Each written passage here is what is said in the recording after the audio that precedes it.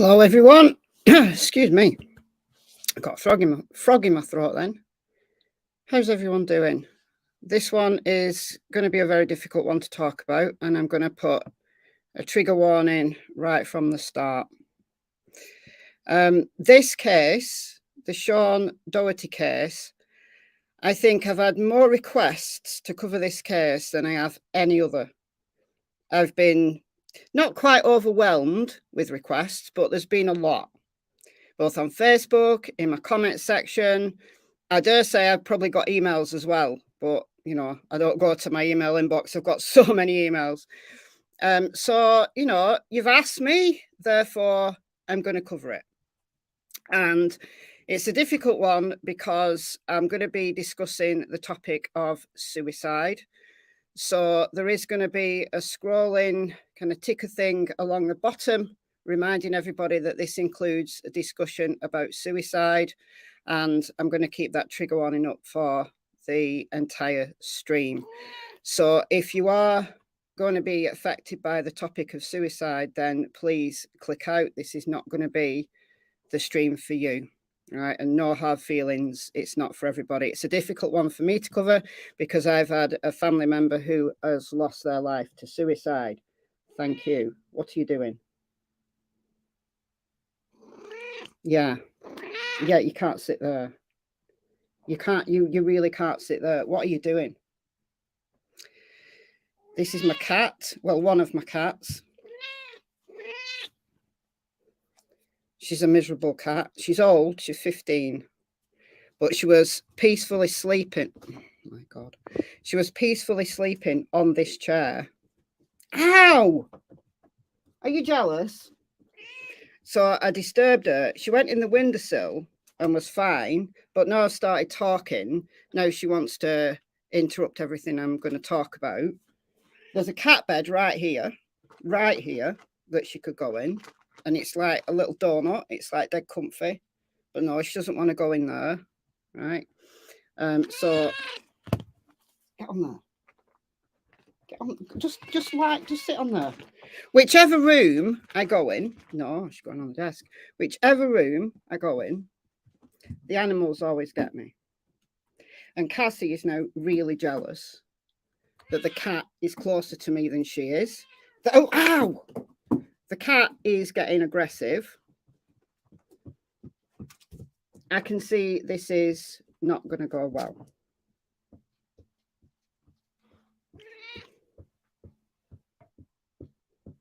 Well, I have to take you downstairs.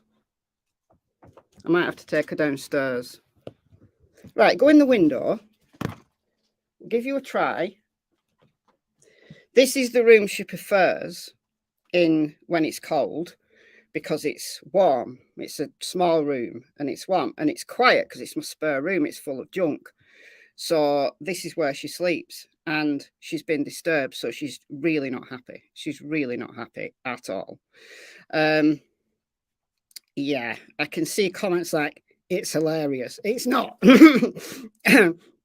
Excuse me. It's really not when I'm trying to be serious. And I guess it is kind of funny. I guess it is kind of funny. Anyway, before we start, let's have a see who's in the house. Linda from Australia. Oh, it's 1 a.m. where you are. Oh, that's very early or very late, depending on how you want to look at things. Karen says, hoping that I cover this case. Sassafras Kath, hi, level-headed. Be watching as I'm digging into this case too. Christy, crystallized ice, Midwest farm wife, Tech Green, Marion, only grands. Good morning from Florida. Hope you weren't too affected by the hurricane. Maddie, daughter of Scotland, Tweety Lynn, and lots of people coming in. So let's just see how we go. So I'll say again, if you are going to feel affected by the topic of suicide, then please click off. This is going to be a very frank discussion about suicide. As I said, I've had a family member who has lost his life to suicide. So this is something that I not only know about from a professional perspective, a psychological perspective. I've also been personally affected by suicide.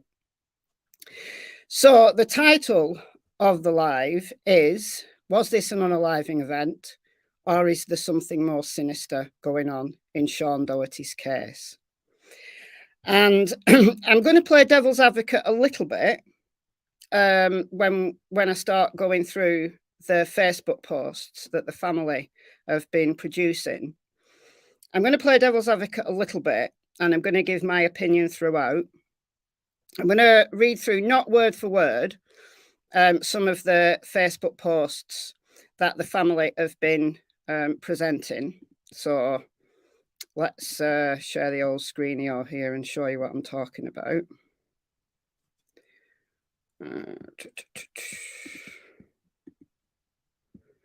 Okay, so this is the Facebook page. It's called What Happened to Sean? And this page was created in July 2022. And they've been posting lots of things about what happened, kind of the whole situation. And I'm going to start from the beginning, because although I think a lot of channels has covered this now, and I wasn't going to cover this originally. I wasn't going to cover this because, not because of my personal involvement with suicide, but because I could see channel after channel after channel starting to talk about it. And I became increasingly concerned that I wouldn't be able to say anything new. I'd just kind of read through the Facebook posts and play the videos that everybody's played and not be able to add anything new. However, I think what people want to hear is my opinion about this. And excuse me, and that's fair enough. So that's what I'm going to give you. I'm going to use the word suicide. My stream has probably already been demonetized, because if you say the word suicide, then YouTube doesn't like it. That's why we use unaliving event or taking their own life or some other euphemism. But I don't care about the money today. To be honest, I don't care about the money full stop. It's the fact that when you put your time and your effort into a YouTube video or a live, doing the research for it, doing the editing for it, everything that goes with producing YouTube content, and then it's demonetized, what it means is that YouTube doesn't publicize it. It doesn't give it to the masses. It doesn't suggest it, because if the creator's not making money, then neither are YouTube. They're not making money either. So why would they bother publicizing? And YouTube has deemed that there's certain words like suicide that is considered not suitable for advertisers. Advertisers don't want to I don't know, be associated with videos that cover suicide. I don't know. I don't really know what the rationale is. But it's why we use euphemisms for suicide, for rape, for sexual assault, all of those things we say SA or RAPE. It's so that our videos don't get demonetized, simply because, you know, if you're relying on YouTube for your entire income, then fair enough, you know, that's your income. You're losing your income. But for me, it's the fact that it won't get publicized and people won't see it. YouTube will just bury it. But for today, I'm going to be as frank and as honest as I can be. And I think what people want is my opinion on this. So I'm just going to use the words, right? I'm just going to use the words. Okay. Oh, sorry to hear that. Sorry to hear that. I had a father take his life, but local law enforcement covered it up. Anything is possible. It's just sad no matter what. It's incredibly sad. It's incredibly sad. I mean, my family member, it was obvious. Quite frankly, it was obvious what it was. He threatened suicide so many times in the past. You know, so much so that I'd taken him to the doctors about a year before or 2 years before he did it. I literally went to the doctors with him to get crisis counselling, and whenever he had counselling, he got a little bit better.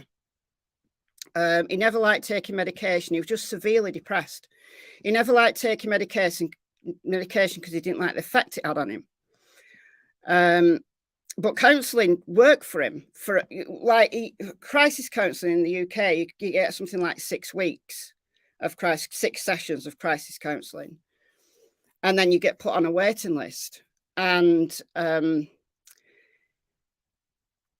after that counselling finishes, that crisis counselling finishes, and you get put on a waiting list, and unless you can pay for private counselling and get a counsellor that really you can work with. And I tried to put him in contact with different counsellors that I knew, support centres that I knew, and he would never take up any of those. But when he did have counselling, he improved his mood somewhat for a while. But anyway, when he did it, the day he did it, and it's his anniversary tomorrow, and the word anniversary is wrong. The word anniversary is really wrong for this, but it'll be 7 years tomorrow. And I went to clear out his flat, his apartment after, and I found a letter from a counselling service, and he was due to start counselling that day, that very day. And yeah, it's horrible. It's horrible. So my heart goes out to anybody who has been affected by suicide. And when you hear it in a child, then it's awful. It's absolutely awful. But in Sean's case, the big question is, was it suicide? Or was he murdered? Was there something much more sinister that went on? And I think that's why this has created so much interest. The family started this social media campaign to get answers, and YouTubers have taken up the kind of the challenge of getting this case publicized. And what they want is another agency to investigate. So that's what they want. Now, the sheriff has responded, and we're going to listen to what the sheriff has said. And the sheriff really has not been very nice, like completely uncompassionate to this family.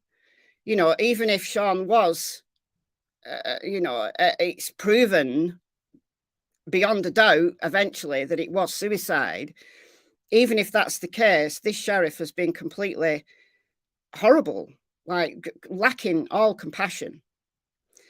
But let us start. So I'm going to start reading.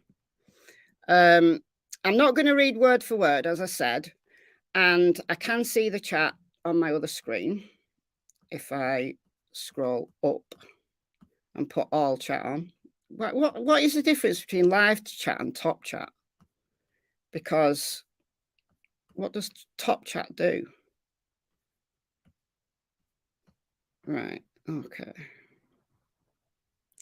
I know, Upside Down. YouTube needs to stop harassing anyone for using common words in crime cases.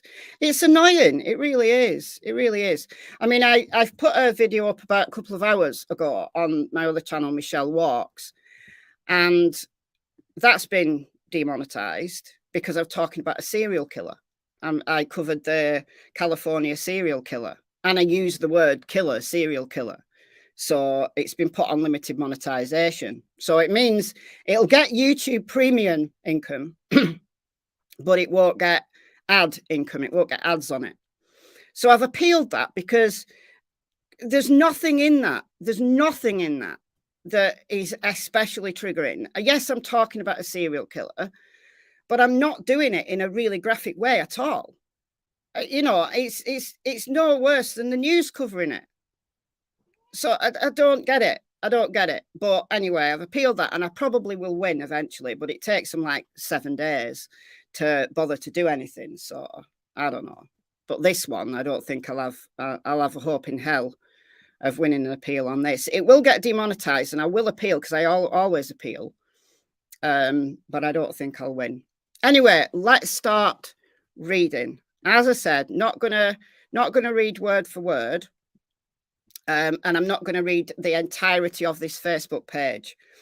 The link to this Facebook page, What Happened to Sean, is in the description box. So, you starting again now. So please do go and read it for yourself. And, you know, if you've got a particular interest in this case, then please do. Right, you can't sit there. No, you're not sitting there. You can sit there. You can leave her alone as well. Stop sniffing her bum. She's not a dog. She doesn't like it. Go in the window. Okay. So it starts on post 2. So I don't know what post 1 was, but it's obviously been deleted for whatever reason. So we're starting on post 2. Family dynamics. So Thursday, April the 14th, 2022 was a normal day in the Daugherty Rivers household. Sean Daugherty was the second oldest child in a blended household that consisted of his mother, Ramona, his stepdad, Jared, his older sister, Maria, who's 16 and in 10th grade, and his 2 younger half-brothers, who I assume are Jared's biological children, who were aged 5 and 2 at the time.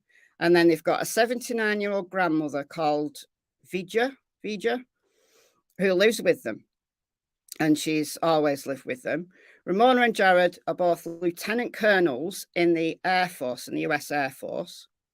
And they live in Yorktown, Virginia.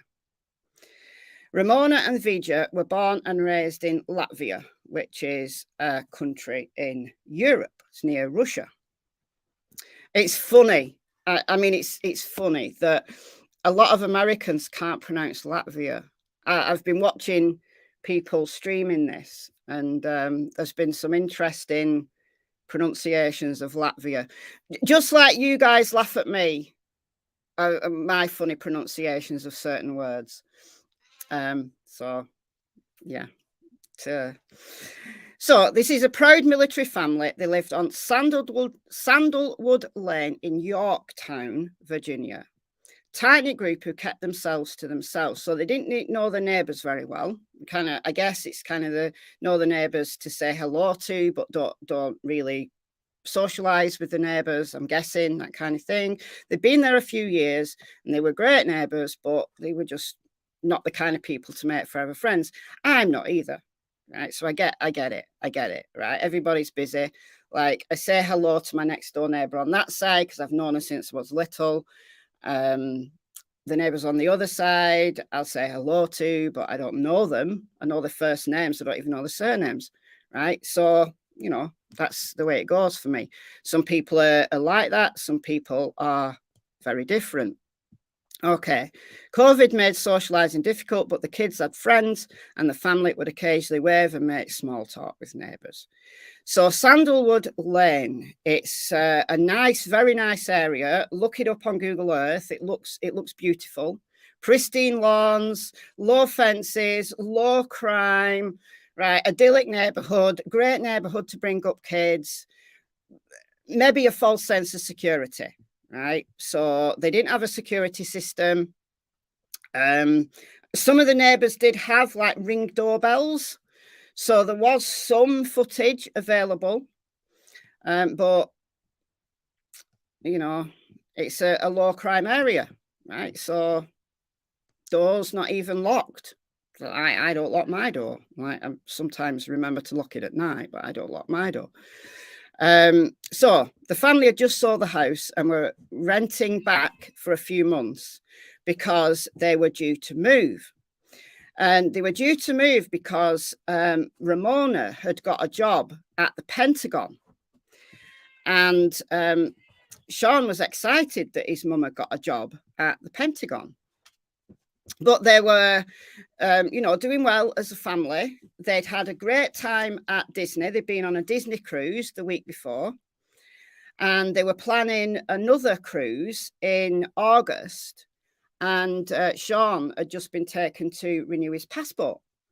So there was no indication, nothing whatsoever, that would indicate that Sean was troubled in any way, right? He was a straight A student. He was great at his studies. He was good at music. He was quiet, I think. They're kind of a quiet kid, but he had several friends. And the people that knew him at school all recalled him to be happy. You know, he was fine in class that day. That day, he was fine in class. There was nothing out of the ordinary, right? So no mental health concerns from either the family or the teachers or friends of Sean. Now, this is where I'm going to play devil's advocate a little bit, so bear with me, that sometimes mental ill health can be dreadfully and terribly hidden.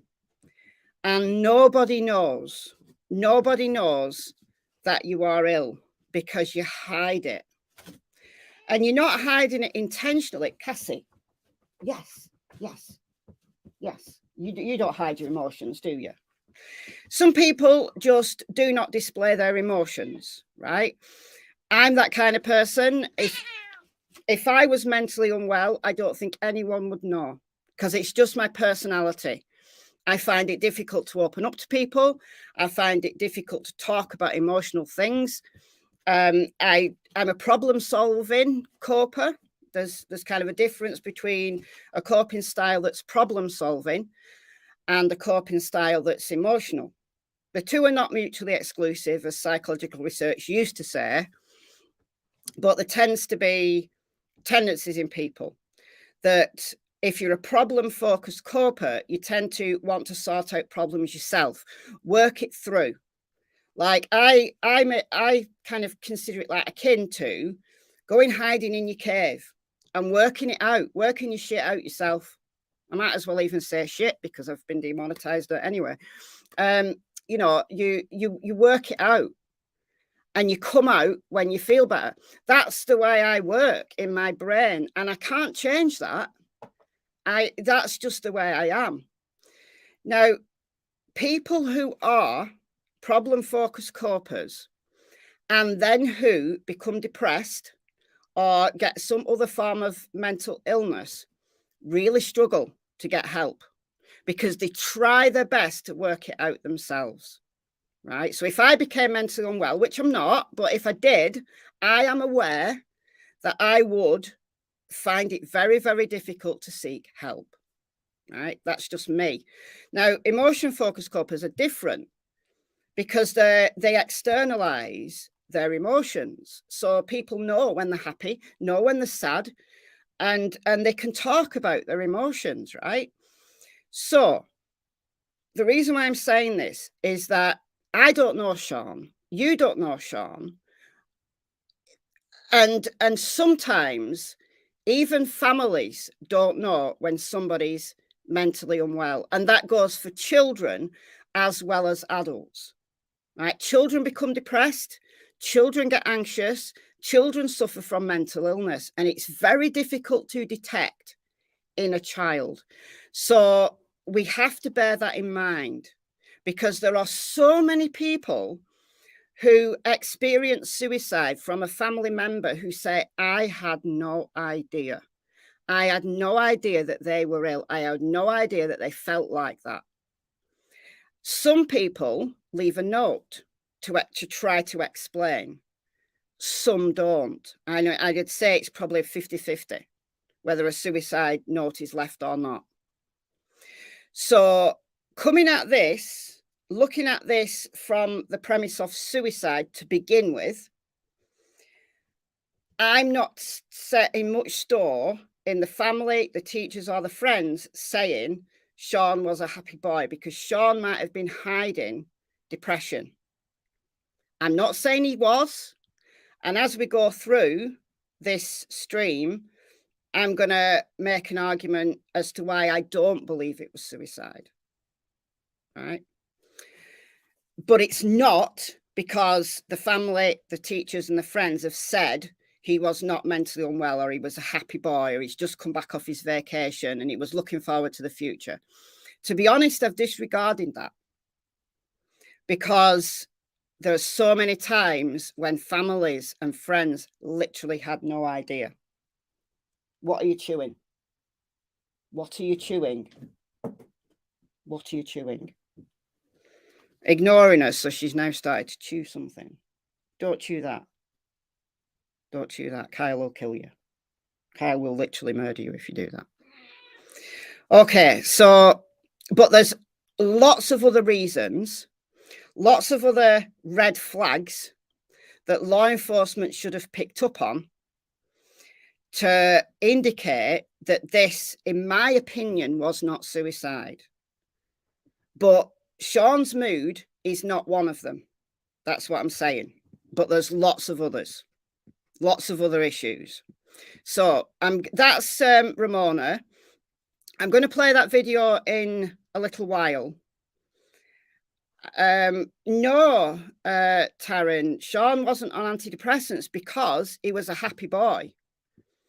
As I've just been saying, the family, Sean's friends and teachers all said he was in good spirits. So if he was depressed, he was hiding it. And that's exactly right, Fly on the Wall. Nobody else can possibly know what's going on with someone else, no matter how well they know that person. That is very, very, very true. So it's the other things involved in this story that lead me against suicide. Now, there's still a chance, in my opinion, that this could have been suicide, but I'm leaning more towards that it wasn't. And I know that a lot of YouTube creators have said there's no way that this can be suicide. And there probably is ways this can be suicide. But the chances of it being, given everything, the totality of the evidence, I'm leaning against that it's suicide. And I support the family in that, at the very least, another agency should come in and review the police body cams, all the reports the police took, or the interviews that the police have said they did, and the medical examiner's report. Now, we haven't seen any of that. So all we can go off is what the family are telling us, and then a 10-minute video from the sheriff. What I would really need to see to make any real determination of this is, first, the autopsy report. I want to see what the medical examiner said, right? And I know Sean's only 12. I'm aware Sean's only 12, right? So I want the medical examiner's report. I want the police body cams. I want all the photos. I want all the, basically everything. I want the entire discovery. That's what I want. Now, I'm not going to get it, because Sean's 12, and even if the police have closed this case, which it appears they have, are they going to release all of this, or are they going to release it in a heavily redacted form? So, time frame is one issue. TRT 21. Yeah. Time is one issue. Right. So we'll get into the timeline. That's a good opportunity to get into the timeline, because this is set out really well. Okay, so, excuse me, 14th of April, Sean got off the bus at about 3:02 p.m. So this was the school bus. He walked a distance of 2 houses to his front door. So he's through his front door at 3:03, right? So he literally had to walk like down the road. Right, so 3:03 or 3:04. His grandma was at home watching the youngest brother, who's 2. So the 2-year-old is in the house. But grandma is in a rush because she's got a medical appointment to attend. Oh, Sherry, love your elderly cat. My cat is 17. She's still a little spitfire. Yeah, she is. She's 15. She was 15 in June. My other cat, who's downstairs, who is completely miserable, who's this cat's mother, is 16. So this cat I've had since birth. This cat. 15 years. You get less time for murder putting up with you two. You literally do. You literally do in the UK. The minimum mandatory sentence for murder in the UK is 15 years. And I've put up with Tasha, my other cat, since she was tiny weeny thing, like a little fluffy thing, far too young to leave her mother. My ex got her, far too young to leave her mother. We ended up hand feeding her to get her back to health. And then my ex decided to not have the cat spayed. She ended up getting pregnant. Then my ex decided just to leave her with me. So I ended up with kittens. So this is one of the kittens. And then they were both spayed. So there you go. Anyway, let's get on with this. So he's in that house at 3:03, 3:04. Grandma is rushing. She's got a medical appointment to go to. As soon as Sean enters the house, he's told to watch the 2-year-old who is asleep on the couch. Grandma left. So Sean is now in the house on his own with the 2-year-old. So I instantly thought, would I leave a 12-year-old in the house on his own with a 2-year-old? I probably would. If it's a very responsible 12-year-old, I probably would for a short period of time. I don't know how you feel. Now, in the UK, the parents here would be responsible for this. The law in the UK is that you can leave a child at any age babysitting another child, but you are still responsible for both of those children until the eldest child is 16. That's the law. And if something happens to a child under the age of 16 who is either home alone or is in care of a younger child, and something happens, that parent is, or the person that left them is still responsible. So I don't know what it's like in Virginia. I don't know what it's like where you live. Leah says if it was a quick trip, I have a 14 and a 3-year-old, but super quick. Yeah, I would leave a 12-year-old with a 2-year-old and nip to the shops. But anyway, that's by the by. So Sean is now in the house on his own with his little brother who is asleep on the couch. So Ramona, mum, pulls up at the house, calls out to Sean and says she'll call him from the car. So he used to watch his brother for an hour. Now, they were more than an hour. They were 2 hours nearly. They were more than an hour because remember here, we're looking at 3 or 4, something like that. And Sean was found dead about 4:50. So about an hour and 3/4 later. But maybe they thought they were only going to be an hour and they were actually longer.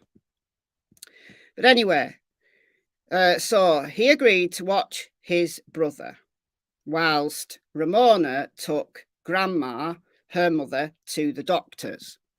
So he said he had homework to do and will complete his chores before gaming with his friends. Now, he submitted his homework assignment online. Now, this is a big red flag.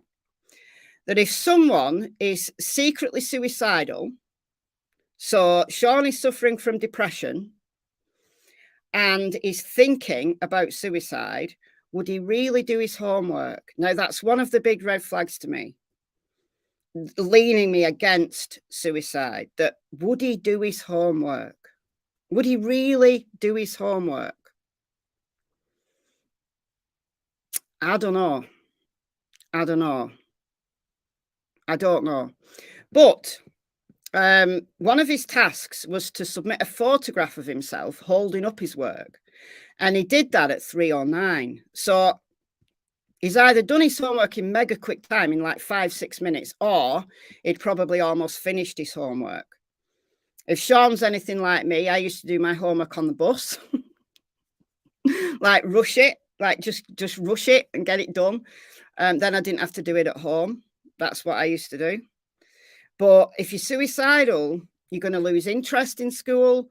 You're going to, I don't know. That's one big thing I can't get over. That would he really do his homework if he was planning suicide? Even if, look, he knew that he didn't know that he was going to be at home alone. This is the thing.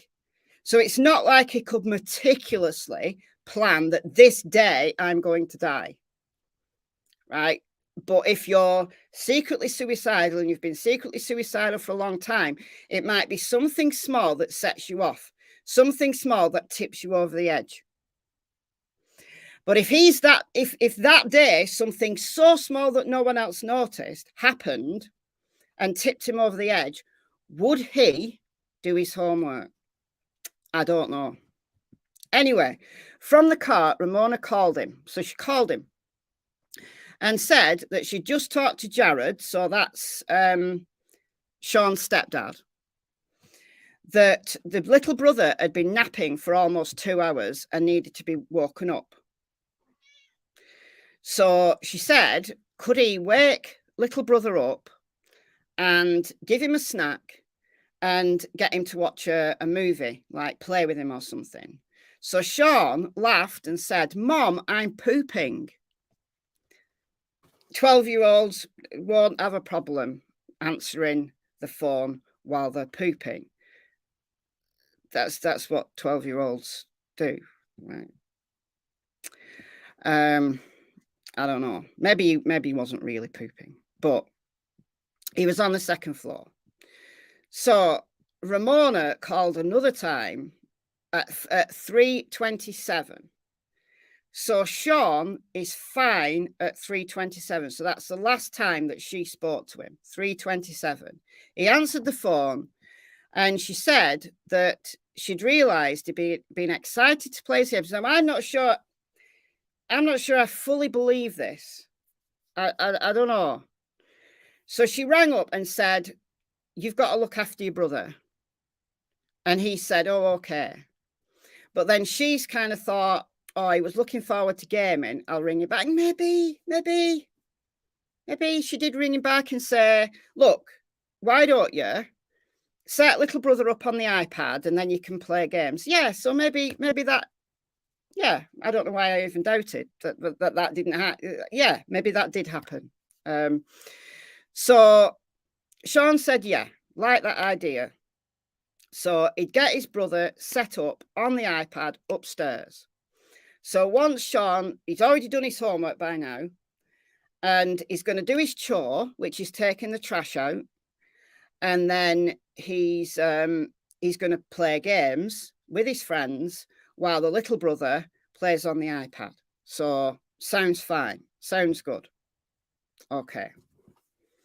So before he woke his brother, he needed a snack. So he took some jarred peaches out of the fridge, one of his favourite snacks, and put it in a bowl. He then took the trash out. So at 3:30, his alarm went off. Now, that's weird. That is one weird thing. Now, I don't know. Do you set an alarm when you've got a chore to do? I don't. But they're a military family, so maybe they're quite strict on time, which is a little bit of a red flag that if somebody's depressed or somebody's suffering from mental ill health in some way and they're hiding it, having this really regimented life might really get them down. But I don't know. It's not enough of a red flag for me to sway the other way and say, look, I think this was suicide and I'm going to ignore everything else. It's not enough for me to swear the other way. But I'm trying to be as measured as I can be, and I'm trying to think as broadly as I can about everything. And as I said at the beginning, there are times when I am going to play devil's advocate. So his alarm went off for him to do his chore. And he went downstairs to do his chore. So he took the trash from the upstairs bathrooms, came downstairs to gather the trash in the kitchen. Now, this is where things get weird. So something happened at this point. So this is at 3:30, right? Because his alarm goes off at 3:30 for him to start his chore. And he starts his chore. He's gathered the stuff from the upstairs. He's come downstairs, but the trash at the downstairs is still in the kitchen. Never taken out. The other strange thing that would be inconsequential to the police, probably. But if you know somebody really well, you kind of know these kind of small things. His Crocs were found next to the trash in the kitchen, and he doesn't like being barefoot.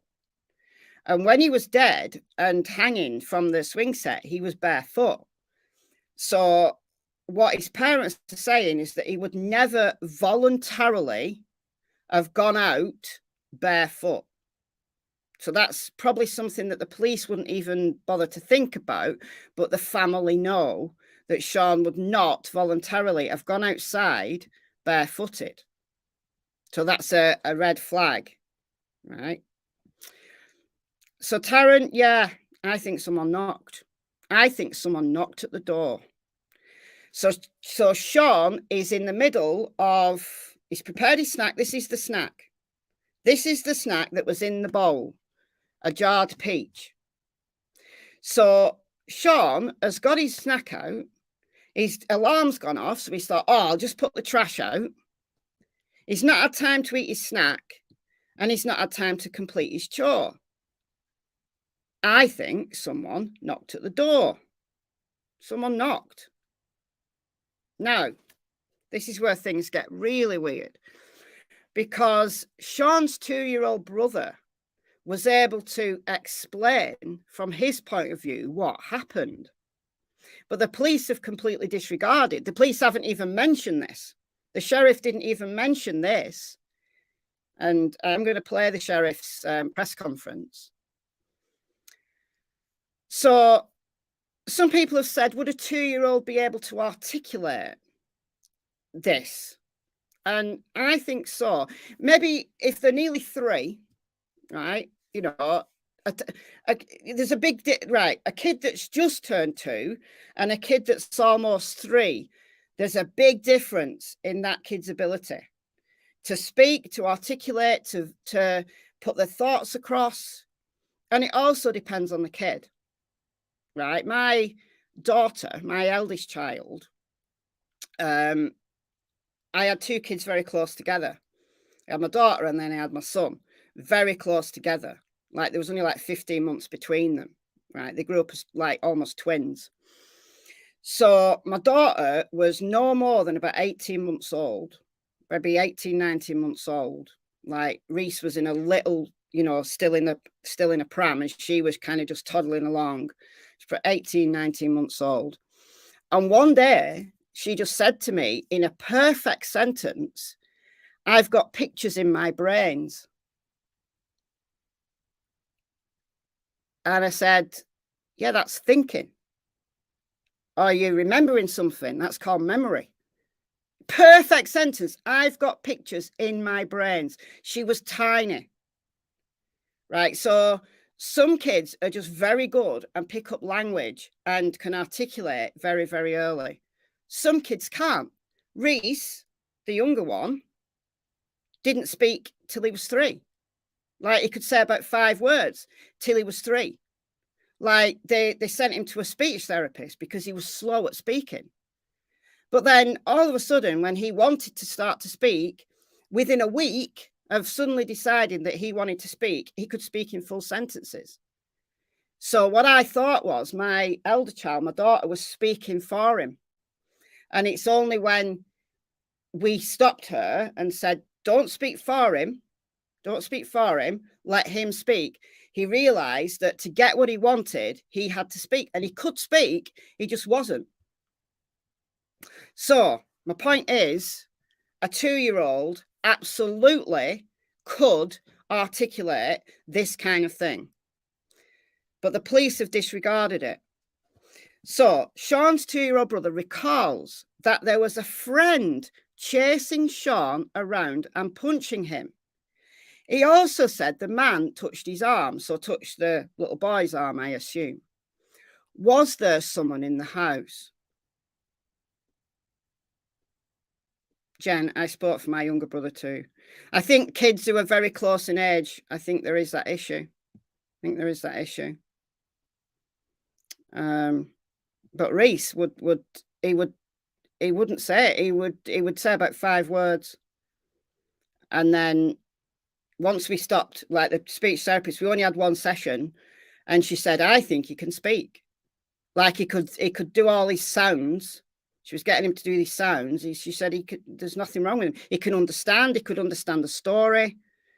Should I think he can speak? I think it's because your older child is very verbal and is bossy, and she's speaking for him. So stop her, tell her that Reese has got to ask by himself. And that worked. Within a week, he could speak in sentences. Thank you, Birdie, for becoming a secret agent. Thank you. Welcome to the Secret Agents Club. Oh, by the way, there's a members only live on Friday.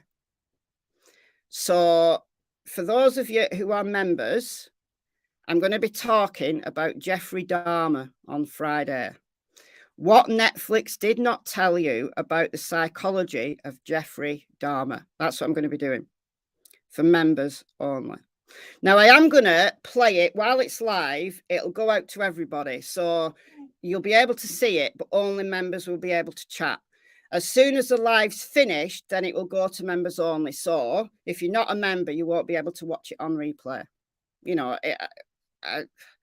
It's one of them. It's difficult to judge, that people pay to support me, and I feel that I've got to give something back. So one way to do that is to do members only lives. Most of my lives, the vast majority of my videos are open to anybody. You don't even have to be subscribed to be able to watch my content. But there's just some things that I feel that my members should have some extra perks. So I don't know what time yet. What's up? What's the matter? Come and sit down. Why are you on edge? She's on edge. Okay. So, never logged in to play Fortnite. Never took the iPad off charge.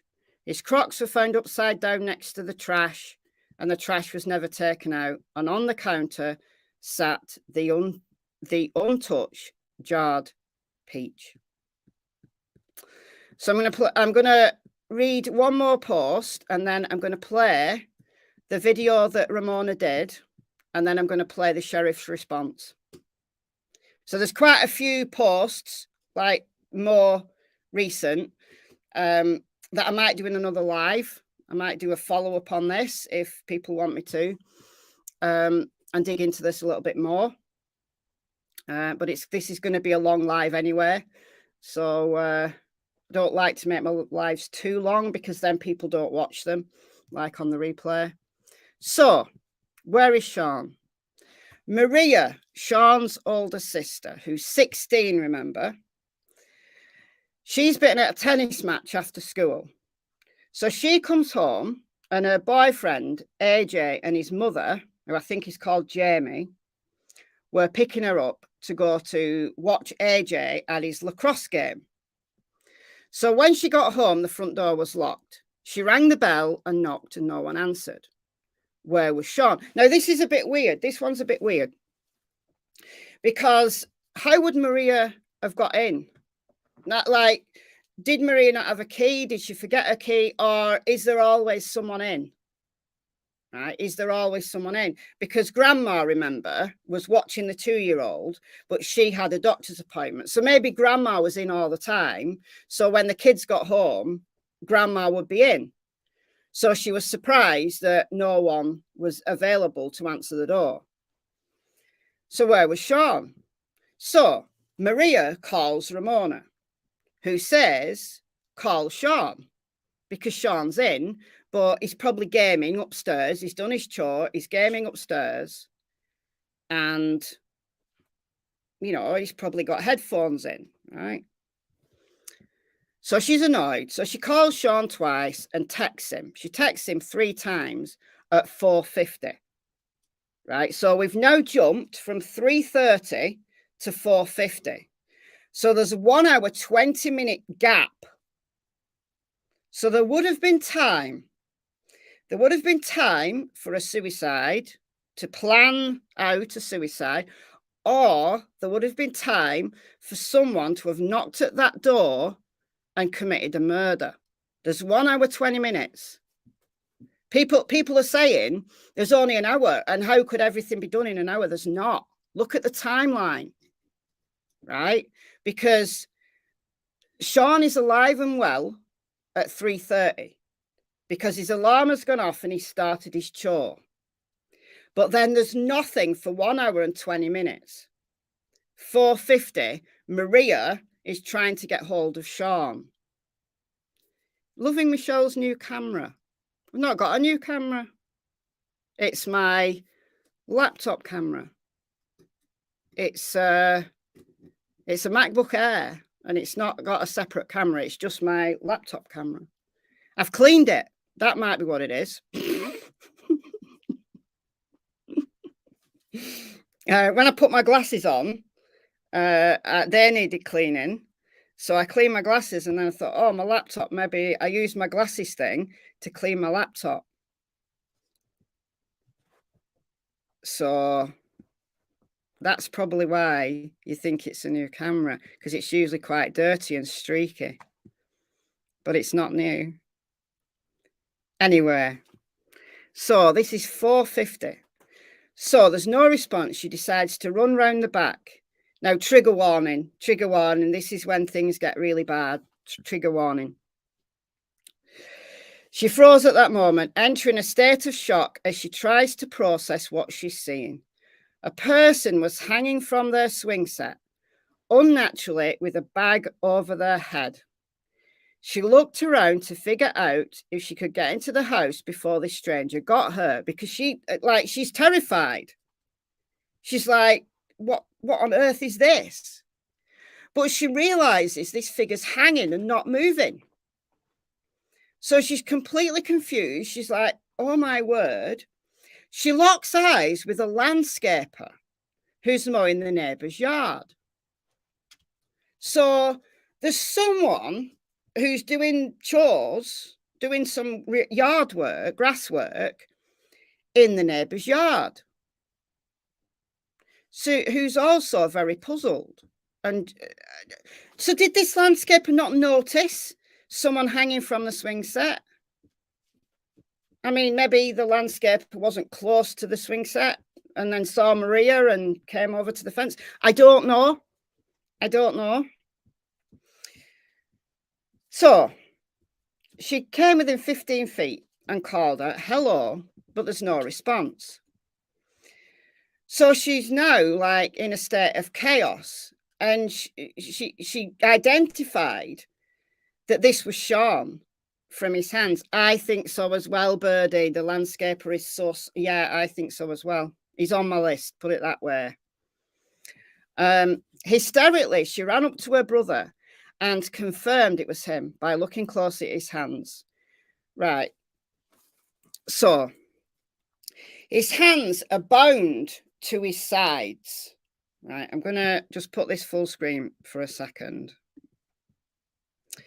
So his hands are bound to his sides with a belt strapped round him.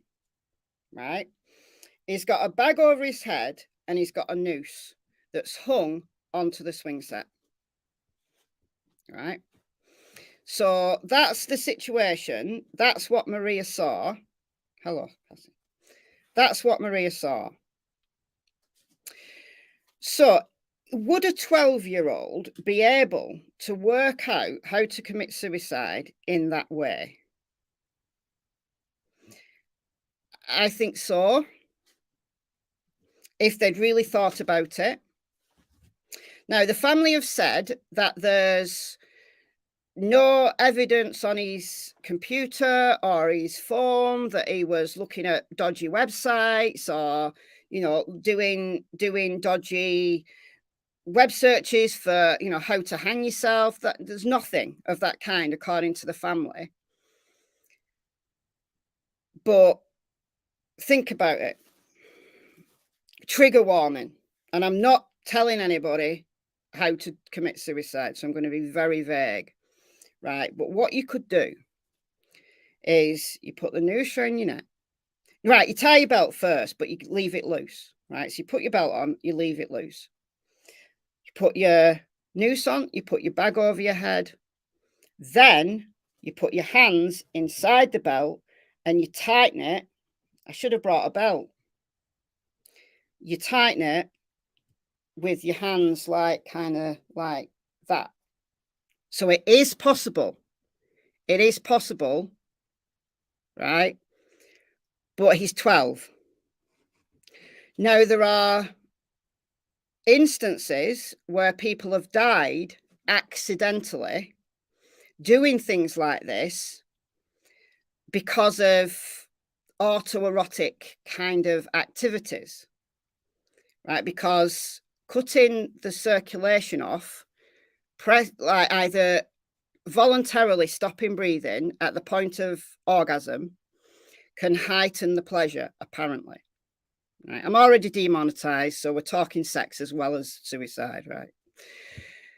So there are autoerotic practices where people will put bags over their heads, will hold their breath, or in people who are very daring, will restrict the blood flow to the brain, and they'll do it by putting a string or something there, and it cuts off the blood via the carotid arteries there. And it's an autoerotic pleasure. It's well known in certain sections of the public, right? People who are into BDSM, people who are into experimenting sexually will participate in this kind of thing, either on their own or with someone else. But Sean is 12. So if Sean had been older, like 17, 18, or an adult, I would have said, maybe this is some kind of autoerotic thing that's gone wrong. That Sean has left it too long to stand up, or he's left it because you'll very quickly pass out. You will very quickly pass out by putting either your fingers or I'm a martial artist, right? I used to be. And we used to do choke holds. And you grab someone, you can grab someone there, and you can literally, using no force, using 2 fingers, put your fingers in someone's trachea there, and you can literally move them around the room. And the more pressure you apply, they start to go. And if you really want to take someone out, you do that, and you press 2 fingers, no strength involved. You press there, and it passes them out. I've done this to somebody, right? I did this to somebody on a train station who was attempting to rape a woman, and I took him out, and yeah, and it takes no strength whatsoever. Or you can do a bar choke, which I can't do, show you on myself. So there are certain things that people do who are in the know. They're very easy to do. And if you don't time it right, it literally takes seconds. Yes, Diggler, it takes seconds to pass out, right? And if you're engaging in an autoerotic practice and you do not time it right, accidents happen, right? So if Sean had been a little bit older, I'd have thought, this is something that's really gone wrong. This is an autoerotic practice that's really gone wrong. But Sean is 12, and I am not sure that Sean is old enough to have experimented sexually to that extent. I mean, yeah, 12-year-olds maybe are becoming sexually aware, but are they that? Because it's kind of something that you do when you're experimenting, when you're engaging in experimentation, a lot older than 12, in my opinion, right? So I've kind of disregarded that. But the point is that whatever happened, he would have passed out very quickly. because the rope wasn't round here where you kind of think a rope will be when you're hanging, when you hang yourself or when someone hangs you. It's round here. That's more dangerous. That's more dangerous. You will pass out very quickly with that there than it round there. You will. You'll pass out very quickly. So I'm just saying. So it is possible for Sean to have done this to himself. However, he's 12. So would he have thought how to do that either as an autoerotic practice? I don't think so. Or as a form of suicide, because that's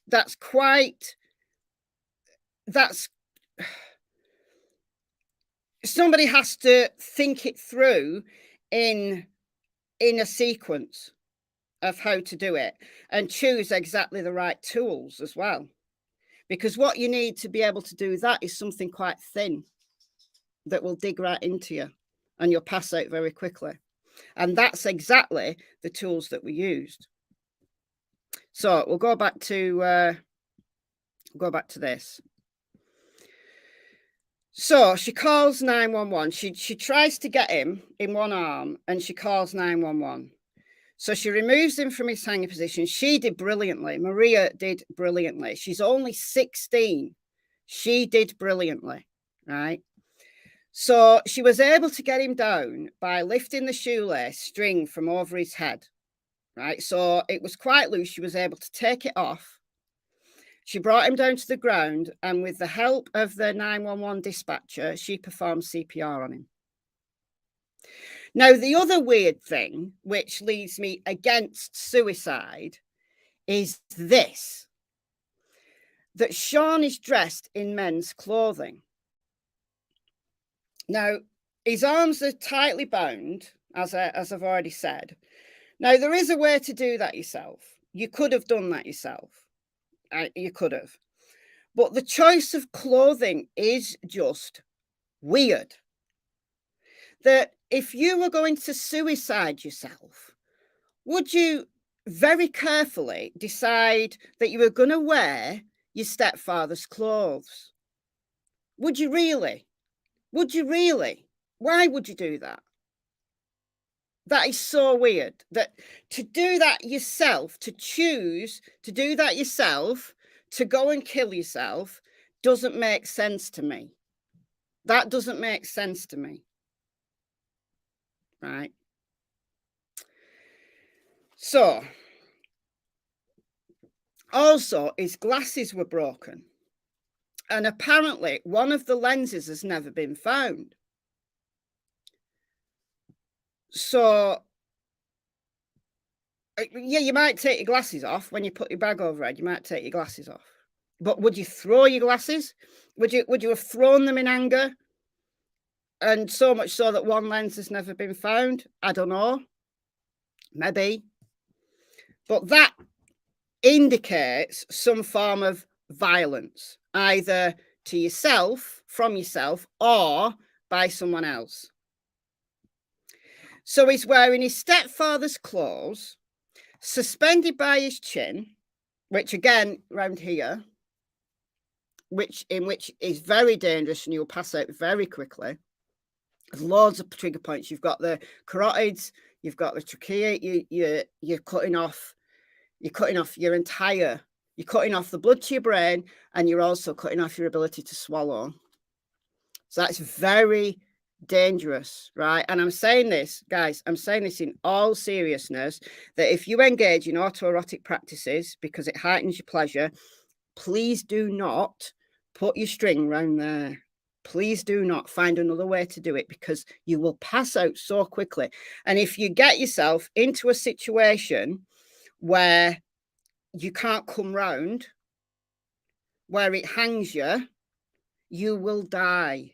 There's nothing wrong with engaging in those practices with yourself or anyone else who's consenting, but just be really careful. If you're on your own or you're with someone you don't know very well and you're putting things around there, don't do it. Do something else. do something else, right? Not that, because you will pass out so quickly and you could die. Right, if you're in a situation where that is going to loosen naturally, so once you've passed out, it will loosen naturally, that's fine, right? You'll just come round. But if you've hung it on something, thinking that you're being a bit of a daredevil and it's heightening your pleasure, don't. Do something else. Don't do that, right? Okay.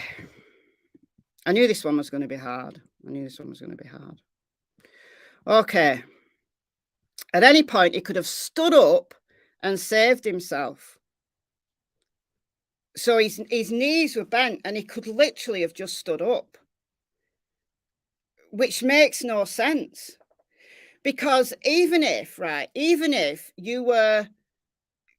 you did this to yourself, to suicide yourself, at that point of struggling to breathe, your survival mechanism, your subconscious, unconscious survival mechanisms kick in.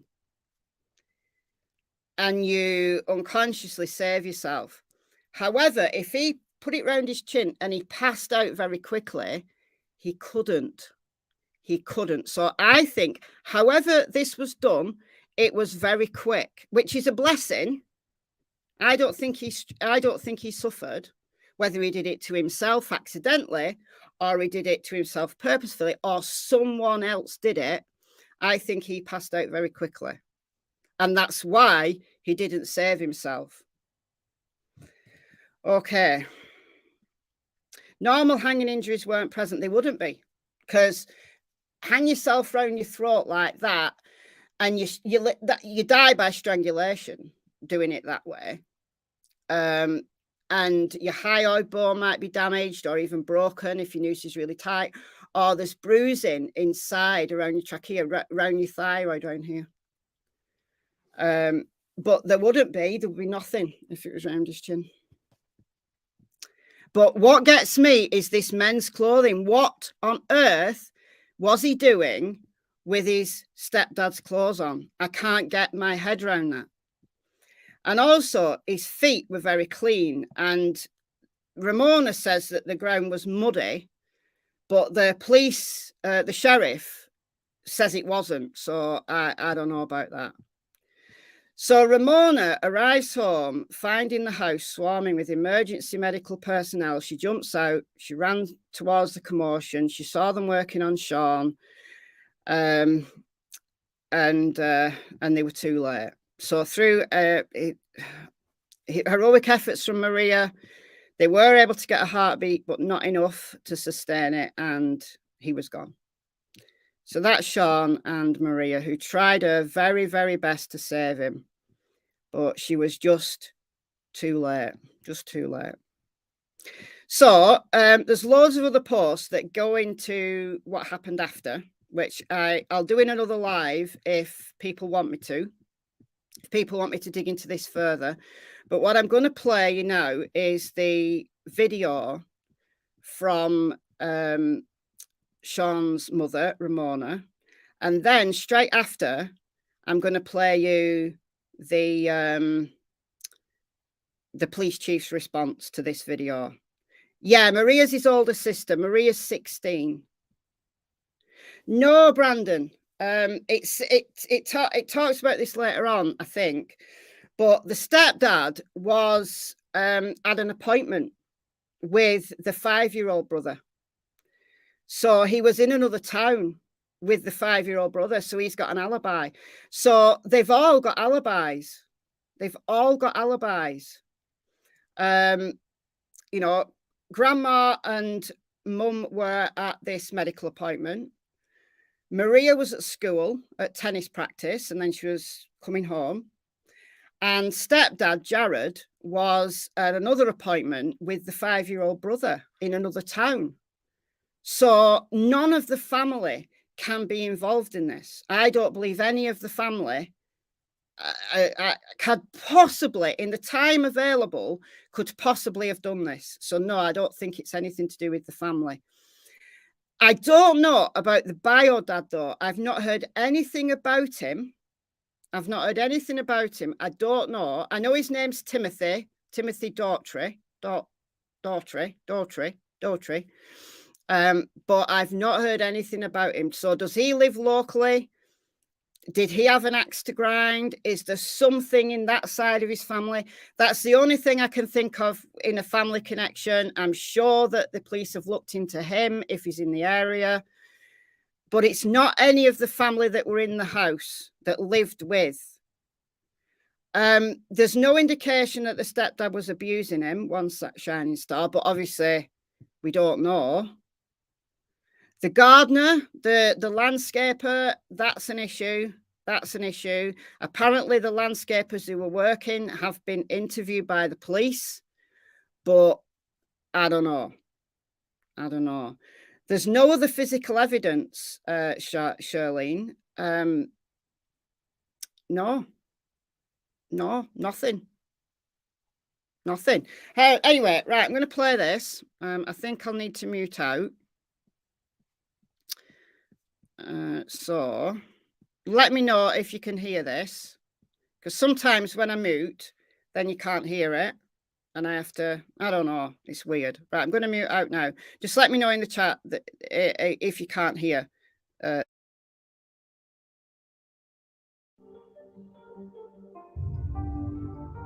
They have told me a few times that they really don't know how to investigate this kind of murder case because it's really complicated. They don't have the experience. They have never seen something like this before. Then please do me the favor and turn it over to the state police or FBI, who do it all the time.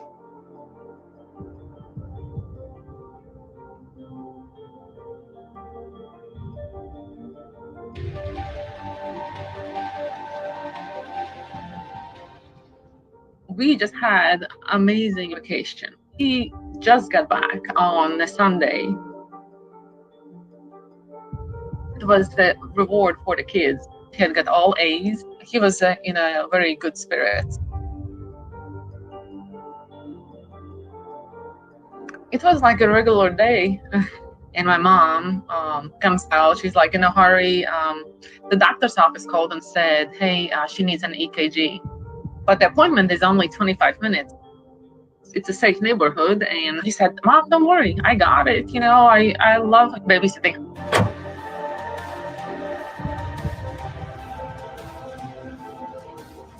He was reading his book later. I could see he had pulled it out. Mom, Shirley's not answering the door. Police and ambulances just went by and fire trucks. And I was like, my stomach dropped. The chair wasn't exactly next to him. Please didn't ask many questions. I told them Sean didn't do it. He was killed that first night. I told them all.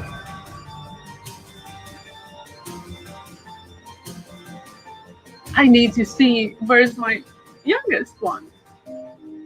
He was like an exhausted doll. He opened his eyes. He was all sweaty. It looked like he had been crying. Personally, I think that he woke up from the hustle and bustle, what was happening. I saw all kinds of stuff in the house that was out of place. I froze because I was like, that's a huge handprint on the door. That's not Sean's. Hand was not from the outside, but from the inside. And it was the left hand.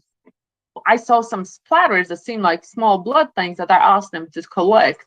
Sean definitely had blood on when I did the picture on his hand, but the officer, she washed it off. The belt was tied around my son. Oh, they said, oh, he probably tied it himself and all that. So why there was no DNA on the belt? 4 weeks later, taking fingerprints. 4 weeks later, after we raised hell. 4 weeks later, going around the neighbors, asking if they saw anything. I screamed in the hospital saying, my son was murdered. There's something really wrong. When I walked into our bedroom, I literally almost walked onto Sean's underwear. They were there. Sean never, ever in his life has taken his underwear off in my bedroom. There's no reason for it. And it was across from my husband's clothes, and my husband's drawers were opened up because Sean was dressed in my husband's clothes. So was the ambush in his room then, you know? And then he dragged him, or they fought all the way to our bedroom. So he was interrupted. Did they wrestle to get up the stairs? Did they fight their way up? You know, I don't know.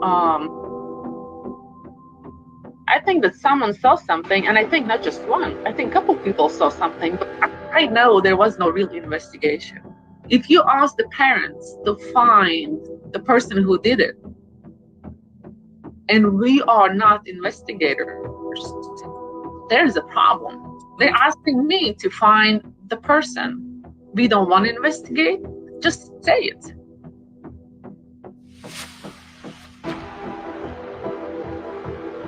I have a text where it says, you know, it's time to move on and live my life. I know we have really good neighborhood, and I know people want to help. They just don't know that we are asking for help.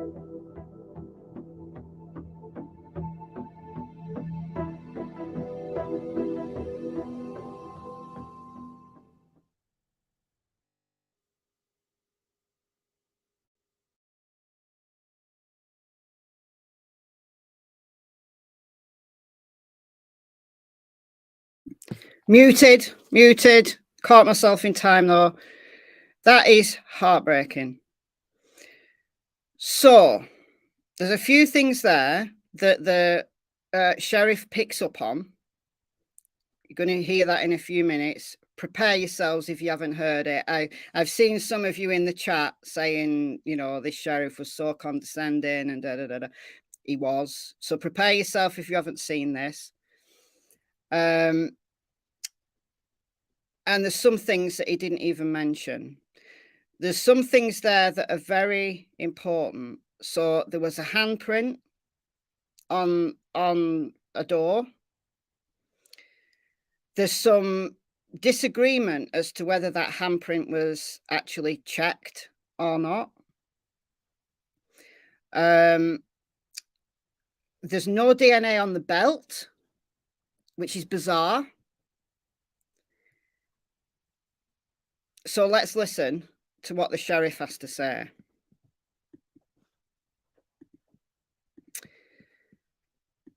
Let's listen to the sheriff. Okay.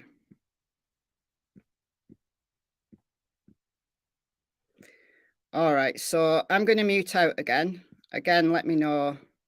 Just let me know that you can hear this once I mute out.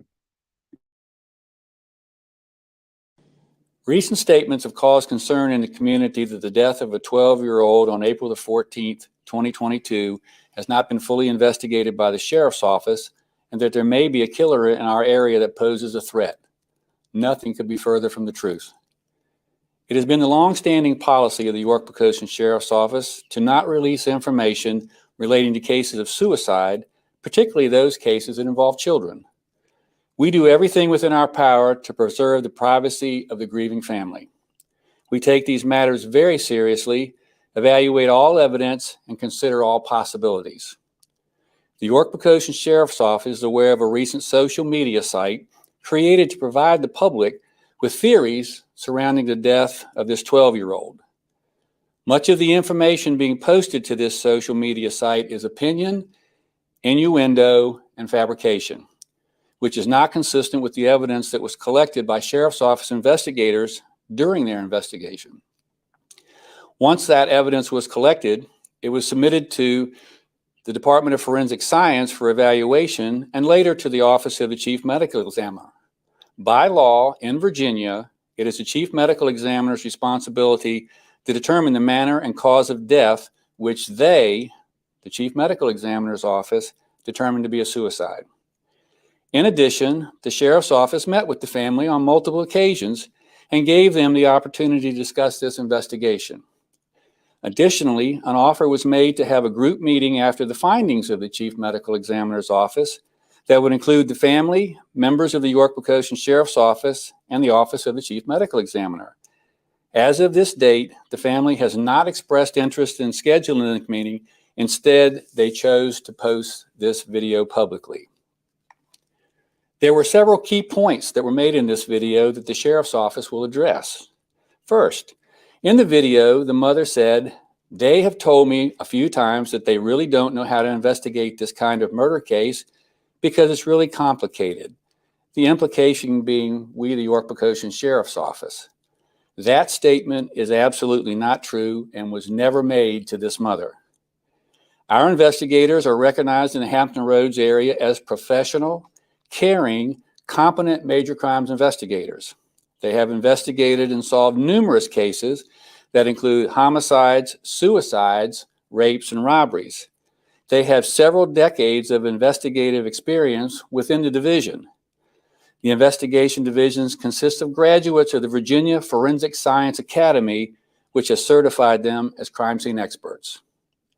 Along with processing the scene and interviewing witnesses and the family, investigators interviewed a significant number of people to include surrounding neighbors, lawn care personnel, school officials, friends of the 12-year-old, and other community members. The results of these initial interviews did not identify any potential suspects. Also during the course of this investigation, the family provided information on individuals they believe may be involved in the case. Their suspicions were based on people that they merely believed to be in the area at the time of the incident. These individuals were all located, interviewed, and ruled out as persons of interest by Sheriff's Office investigators. The evidence collected and documentation shows many discrepancies in the version that was put forth on the family's page. The videos and photos you see on their social media site are not from the actual scene. They have been fabricated. First, the video of the man walking in front of their house is from 1 month after the incident, not the day of the incident. 2, the blood spatter image depicted in the video was not from the scene. However, we went back to the home on May 20th, 2022 at the request of the family. During that visit, the mother pointed out a red stain on the wall in the upstairs area of the home. Investigators photographed that stain on that date. Later, investigators reviewed the photographs that were taken on April the 14th, 2022, the day of the tragedy, and that stain was not present on that wall on April the 14th, 2022. In the mother's video, she states that her 2-year-old child witnessed the events that occurred in the house. During a recorded interview on April the 14th, 2022, between the mother and Sheriff's Office investigators, she stated when she left the house that afternoon to take her mother to an appointment, the child was asleep. When she returned home after the tragedy had been discovered, she is quoted as saying to the Sheriff's Office investigator, quote, "Thank God he was still asleep," meaning the 2-year-old. The information that she stated in her video about the 2-year-old has never been disclosed to the Sheriff's Office. In the mother's video, she states there was mud in the backyard, even refers to it as swampy. And she noted that there was no dirt on the 12-year-old's feet. Images from the day of the incident on April the 14th show that the grass was not wet and the yard was not swampy. There have been many statements on this website regarding the alleged staging of the scene. The photo of the backyard displayed on the social media site shows a swing set and a chair. It's important to note that the swings that are wrapped over the top post of the swing set and the chair were moved by York County Fire and Life Safety personnel in order to create enough space to render life-saving measures. The chair was moved from its original location under the swing by Fire and Life Safety personnel where the 12-year-old was hanging, to the front of the swing set, and the swings were moved to provide workspace. Our investigation determined that the chair was originally located on the deck at the rear of the home and was moved to the swing set area. Also during the course of our investigation, DNA samples were collected from the cord that the 12-year-old was found suspended from. This cord was not a shoestring. It came from a motorcycle helmet bag that belonged to the stepfather that had been previously located in the garage. The 12-year-old's DNA was the only DNA found on this cord. Specifically, the DNA swabs were taken from the knot placed in that cord, and the only DNA on that knot belonged to the 12-year-old. In the video, there's an allegation that members of the YPSO, the York Poquoson Sheriff's Office, washed blood from the 12-year-old. At no point did any member of the Sheriff's Office clean or remove any blood from the scene or the child. At the hospital, investigators placed bags over the 12-year-old's hands prior to him being transported to the medical examiner's office. This is common practice to prevent the loss of any potential trace evidence. Based on the fact that the family was telling us that neighbors had information that they were providing to the family about possible suspects, our investigators went back to interview those neighbors, and none provided any additional information or new investigative leads. There is a statement in the mother's video about the unusual location of the 12-year-old's underwear. The clothing that the 12-year-old was wearing when he was located that day belonged to his stepfather, to include the stepfather's shirt, pants, belt, and stepfather's underwear. The 12-year-old's underwear were found in the same room where his stepfather's clothes were kept. In the video, the mother states that someone from the York Poquoson Sheriff's Office sent her a text that stated, quote, "Time to move on." To our knowledge, that statement was never made. We have done some research and have not been able to locate a text message telling the family to move on. The only text similar to this was a text between the investigator and the mother, where the mother states to the investigator, quote, "It is time to heal." Several theories were presented to the Sheriff's Office investigators by the family. The first theory provided to the family about what happened that day stated that they believed that this was a burglary, and during the burglary, their 12-year-old was sexually assaulted and murdered.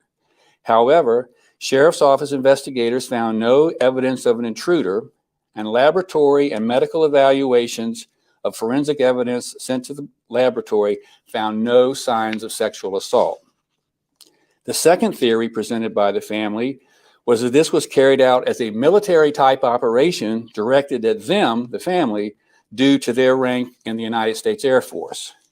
And finally, they identified 3 different people based solely on speculation that they frequented the neighborhood. All 3 of these people were located, and Sheriff's Office investigators eliminated them as persons of interest in this incident. We did not address every inconsistency or fabrication from the social media site. We conducted a thorough, professional, and exhaustive investigation. There is nothing whatsoever to indicate that there is a killer in our community. As I stated at the beginning of this video, it is our policy not to discuss these issues in public, particularly when they involve children. However, the social media site has caused great concern within our community. We still extend an invitation to the family to meet with members of this agency and the Office of the Chief Medical Examiner to discuss the results of the autopsy and our investigation.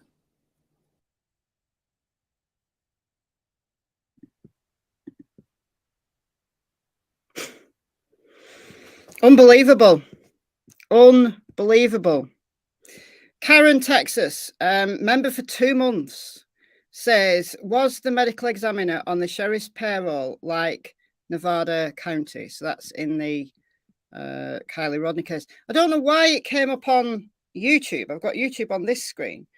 That message never came up on StreamYard, which is bizarre. That's bizarre. But I don't know. I don't know. There's something going on. There's something odd going on in this case. Something odd going on. Right. Now, it could be as simple as he's backing his officers who made an half-assed attempt at investigation. They took one look at the scene and thought, this lad has done it to himself.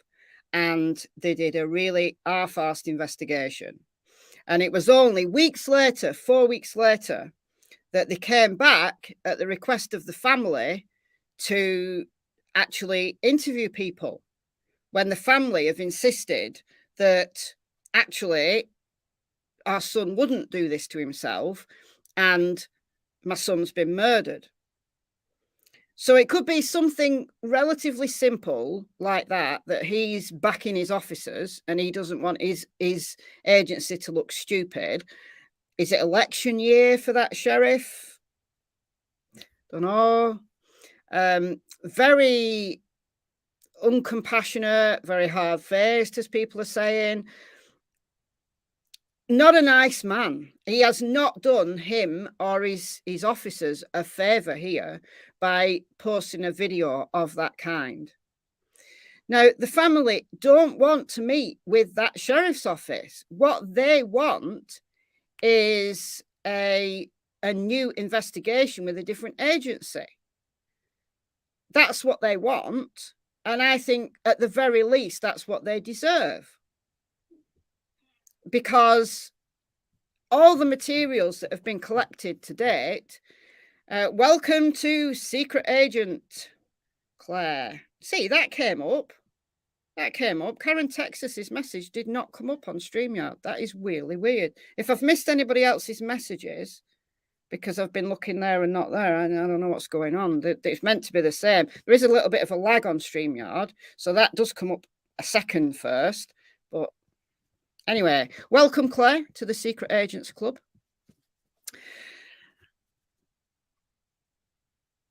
Why not have another agency come in and review the information?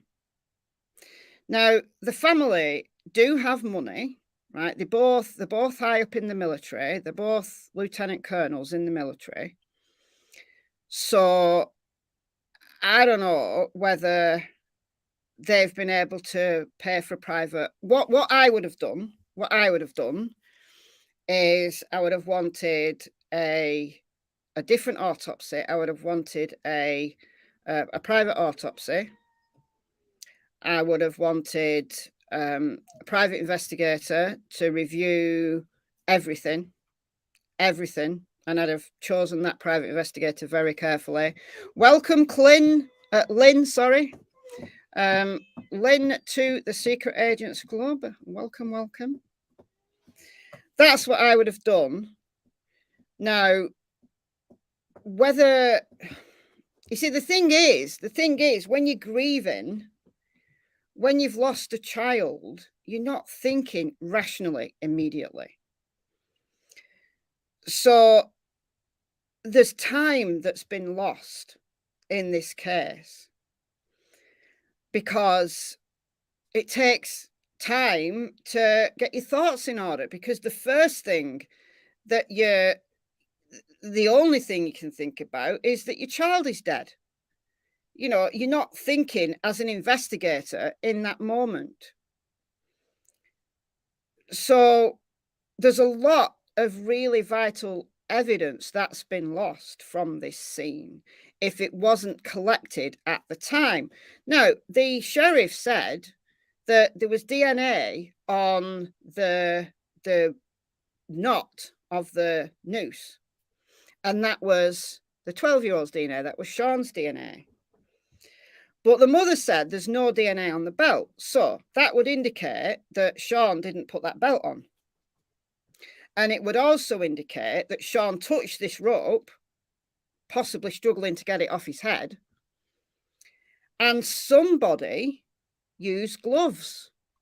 Somebody put gloves on.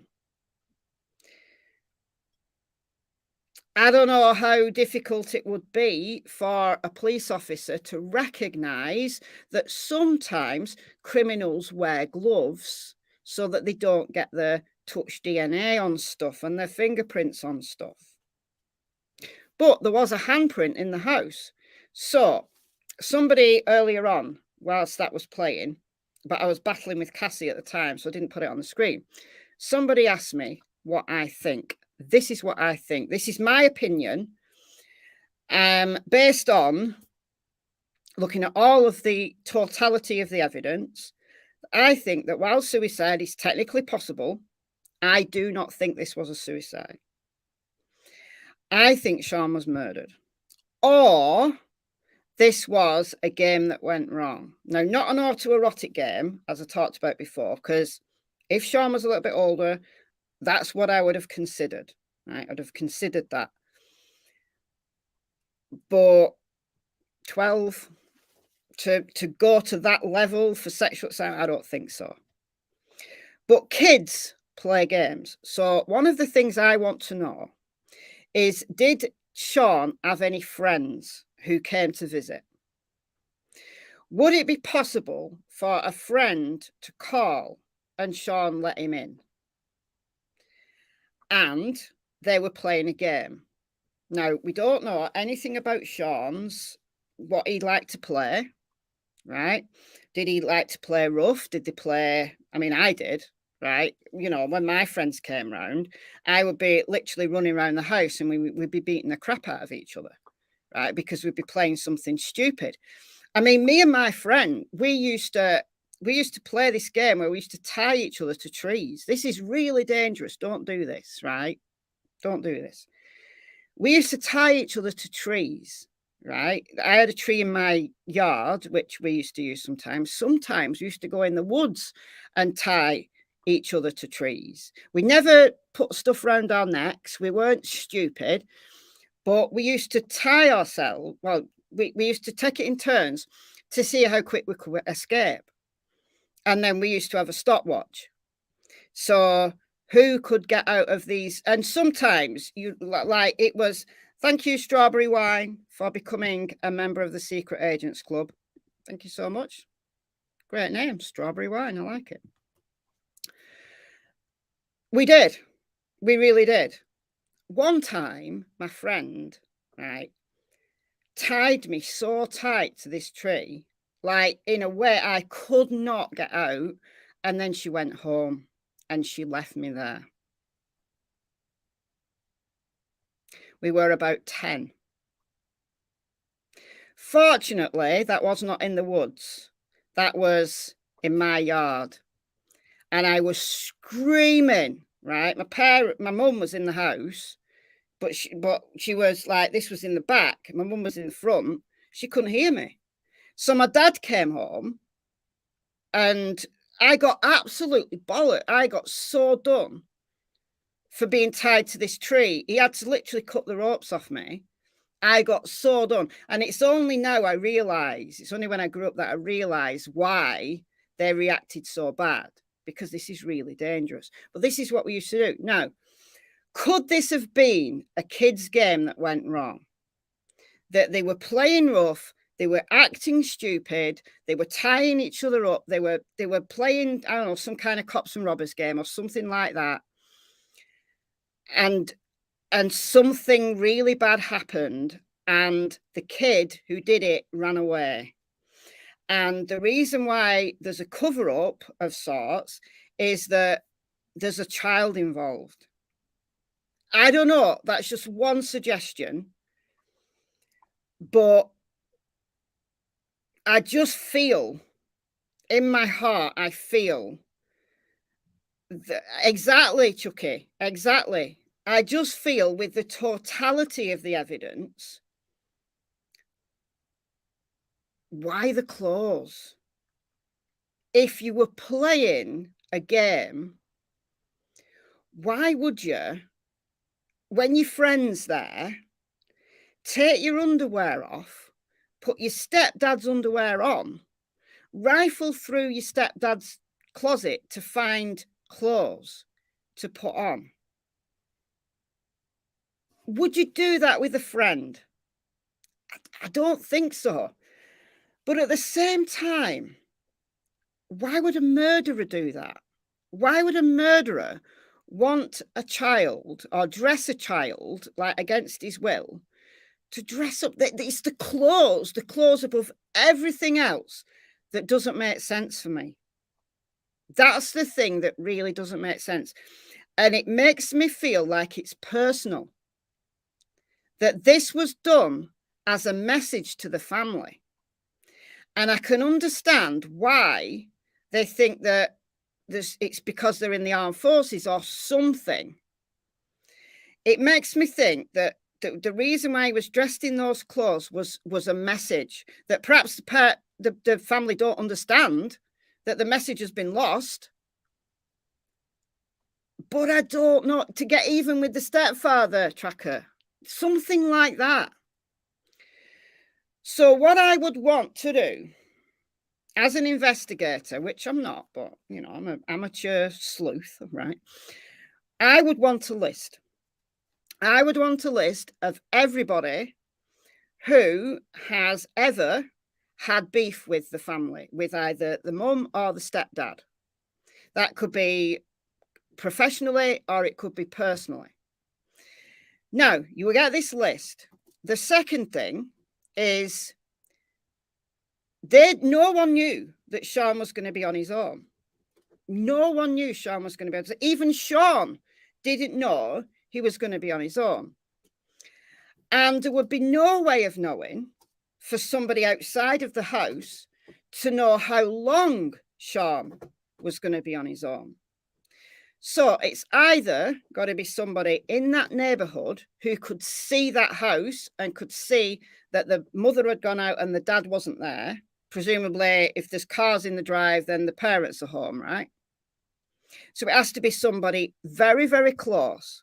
So take this list of everybody who's ever had beef with you, and then do they have the capacity to watch that house without being seen, without being known, to watch that house for a time when Sean is going to be on his own. But why Sean? Why Sean and not any other member of the family? That's another thing. So if someone's got beef with the family, why choose Sean? Why not choose the member of that family that you've got beef with? Which leads me against it being somebody who's got beef with the family, unless it's directly related to Sean, which is why I want to know where the bio dad was at that time. I want to know where that bio dad was. I want to know what his alibi was, where he was. Does he live in the area? Does he have friends who live in the area? Does he have a good relationship with Ramona? Does he have a good relationship with Sean? Where was he on that day? Right? Because to use the clause, to firstly kill Sean and use the stepdad's clause, that's a message, if indeed the murder is that of that kind. The other thing is sexual assault. Just because there was no evidence of sexual assault does not mean that sexual assault did not occur. It probably means rape did not occur, but it does not mean that another kind of sexual assault did not occur. So that's very short-sighted of that sheriff, and that sheriff needs to learn about the realities of sexual assault, in my humble opinion. Who am I to say? But in my opinion, that sheriff needs to learn some things, because there is lots of ways to get sexual kicks without leaving any evidence. So if we go down the sexual assault line, then it becomes easier, because it's still got to be somebody who is watching that house, somebody in that neighborhood. It has to be somebody on that street or in a vicinity. It's got to be, to know that Sean was on his own. So neighbours, landscapers, anybody else in the area. That's all I got. That's all I got. Now, I haven't had chance to look for sexual offenders in the area. I've not done an RSO check as of yet, but I will do. But with this being a really nice neighborhood, you'd kind of think maybe there aren't any, but there will be. I promise you there will be. But remember, the vast majority of sexual offenders are not on any list because they've never been caught. So we got to remember that as well. It's not a normal crime, Caitlin. It's not. It's a very strange crime. It's a very strange crime. I am able to do Google Earth. I am able to do Google Earth, Birdie. I am. 6 houses overlook the back of the house. There we go, you see. So it's a nice neighborhood, but the houses are You know, it's not like really rural, is it? It's a what we call an estate, right? But for nobody to see anything leads me to believe that either genuinely people were at work or were busy preparing dinner, that kind of stuff. You know, it's between 3:30 and 4:50. That's when it occurred. So there'll be a lot of people at work, won't there? There'll be a lot of people at work.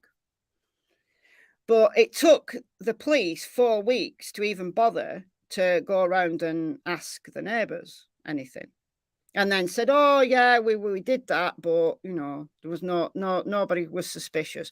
But I want to know how well they interviewed them. You know, did they just say, knock, knock, knock, knock, knock? Yeah, this lad died here. Do you know anything about it? No. Oh, okay. You know, was that the sum total of the questioning? Or were they a little bit firmer than that? I don't know, guys. That's all I got. That's where I'm up to at the moment. That's where I'm up to. Because it's a bizarre, absolutely bizarre case. It really is. I mean, look, put a 1 in the chat. Put a 1 in the chat if you think this was suicide.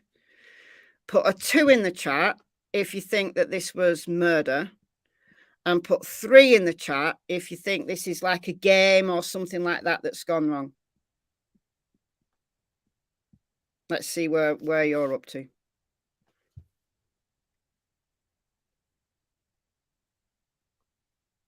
Lots of 2s. Murder. So 1, suicide. 2, murder. Or 3, a kid's game or something that's gone wrong.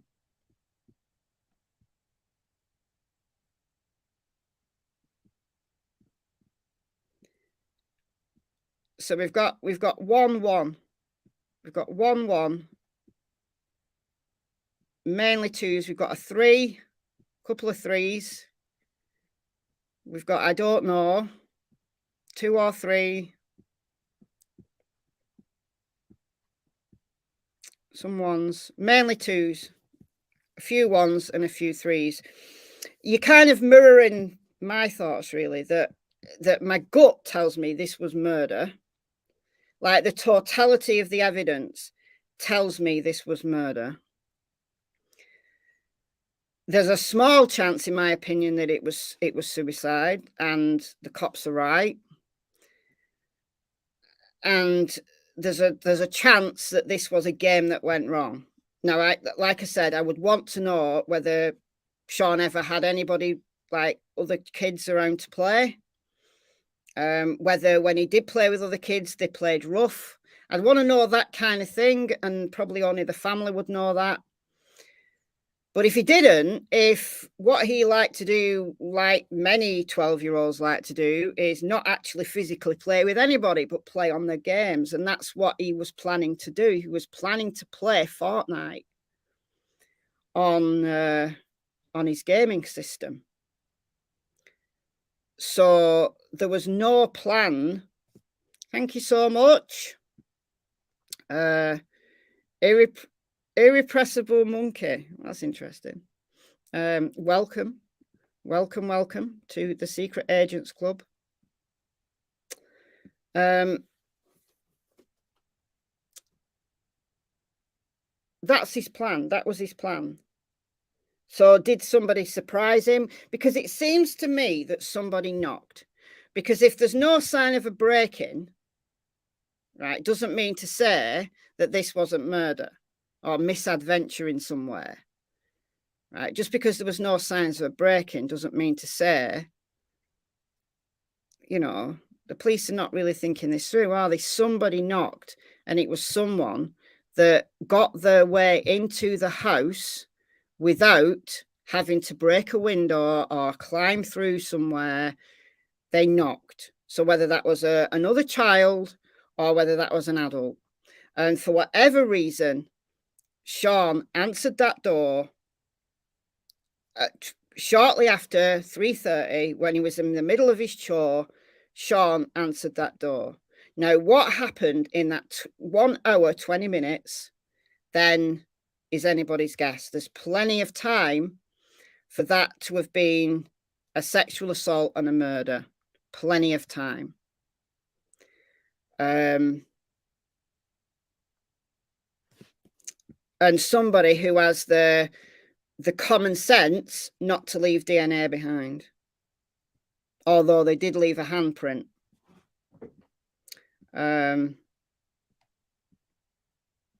But when they were actually committing the murder, maybe they put gloves on. But it's somebody who knows that house. It's got to be somebody who knows that house, or at least knows that neighborhood. It has to be somebody who is that close to the family that they could watch and know that the parents weren't home. So it's surely the suspect list surely is quite short. Surely. Somebody familiar with the family. Yeah. Yeah.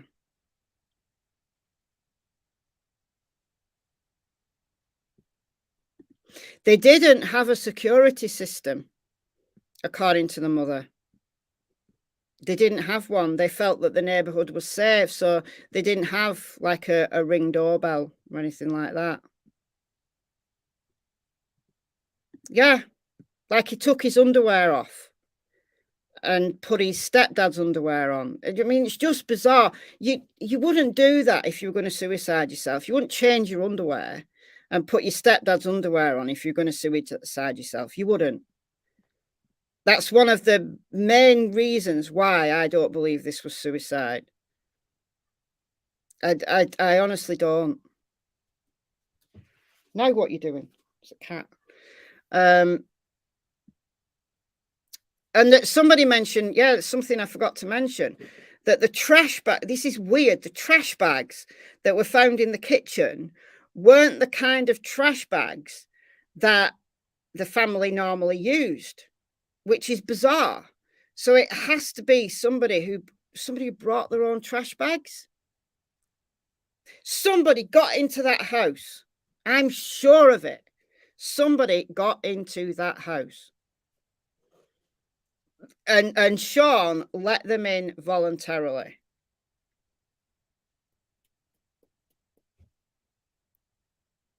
Exactly, Karen, Texas. Why turn in his homework? That's another thing that leads me against suicide. That why would you bother turning your homework in? Why would you bother preparing yourself a snack?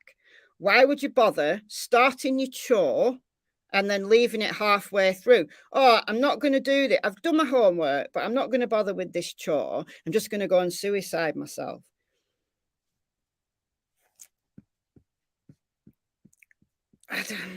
I don't see it. I don't see it. I can't see that. And team that with the fact that this clothes thing is just weird. Just weird. You've got to look at the gardener. The gardener was able to see, the landscape people were able to see in the back. Maria actually saw one of them. Now, the sheriff said that they were interviewed, but were they really? Were they really interviewed? Or was it just, oh, did you see anything? No. Okay. Were they really?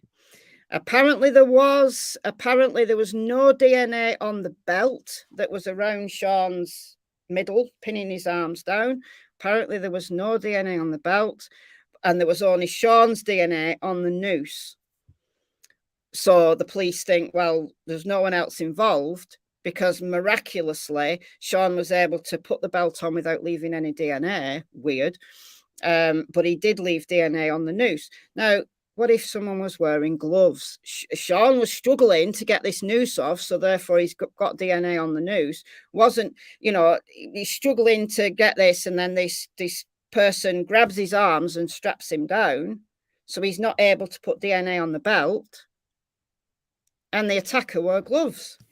That seems fairly obvious to me, that criminals wear gloves. Why would the police not think of that? No signs of sexual assault. No signs of sexual assault. However, that does not mean he wasn't sexually assaulted. It means he wasn't raped, but there's other forms of sexual assault that can occur that don't leave any evidence, providing that the offender's careful. Yeah, I guess so. That's not been mentioned.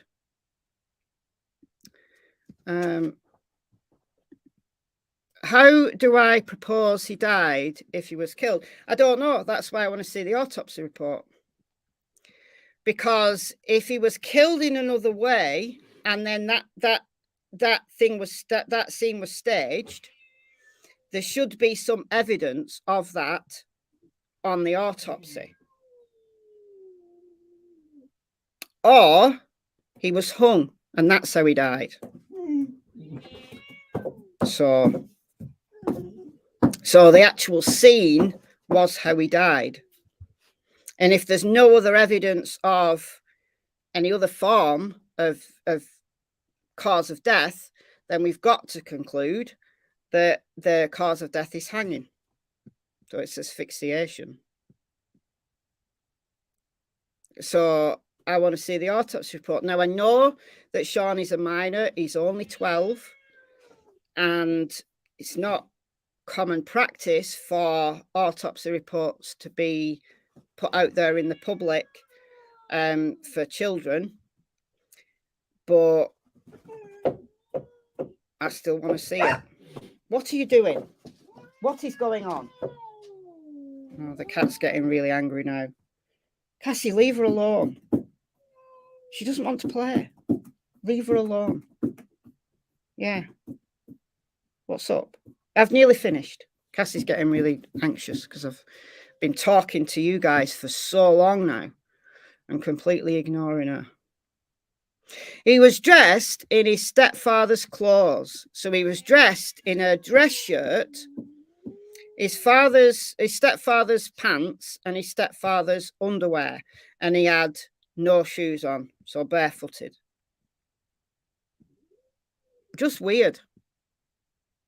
Just really weird. Yeah, he was interrupted. I think so. I think he was interrupted. I think someone knocked on the door. And Sean let them in. Probably because it's a safe neighborhood, so he had no reason not to. So it's got to be somebody who he either knew or could give a good story, had a good story.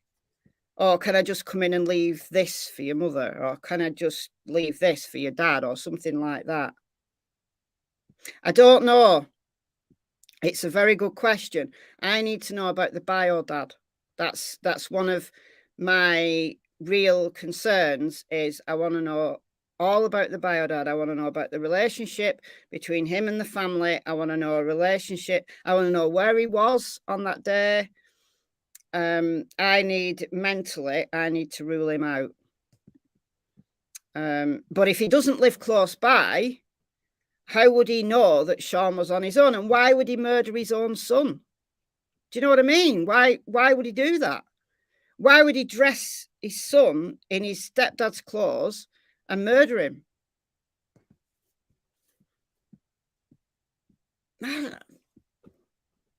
Why would anybody? But somebody did. Because the only alternative is that Sean did this to himself. And people who suicide themselves don't suddenly decide to put the stepdad's clothes on before they do it. It's weird. They don't do that. I don't know. Probably not, but that lens hasn't been found, according to the family. Yes, his name is Thomas Cashman, the guy who's been accused, innocent till proven guilty. He's appeared in court on Monday. I did a little video on it on Michelle Walks. He appeared in court on Monday. There's someone also been charged with assisting the offender And they've got a plea hearing in January, and the trial is likely to be next March, unless there's any delays. So his name is Thomas Cashman. He has a Facebook. He's a dad. Horrific. Can we get 700 thumbs ups? Yes, I'm sure we can. Please thumb up the stream if you haven't done so already. There was a ring doorbell from one of the neighbours that caught somebody walking along the road, but the police claim that that was a clip from 4 weeks later. So on the day, I don't know. I don't know. I know. That's an issue. I want to know about that gardener. I want to know who that was. I want to know who that was.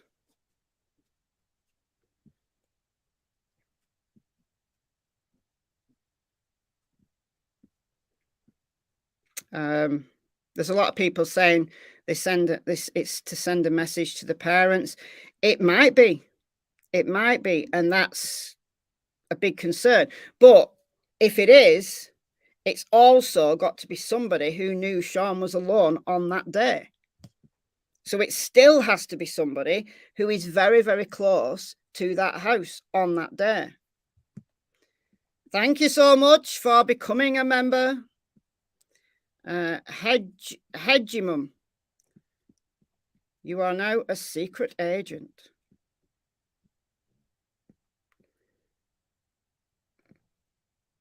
No, that didn't happen. That didn't happen because the stepdad was at an appointment in another town at the time with the 5-year-old brother, with Sean's 5-year-old brother. So that didn't happen. No, that didn't happen.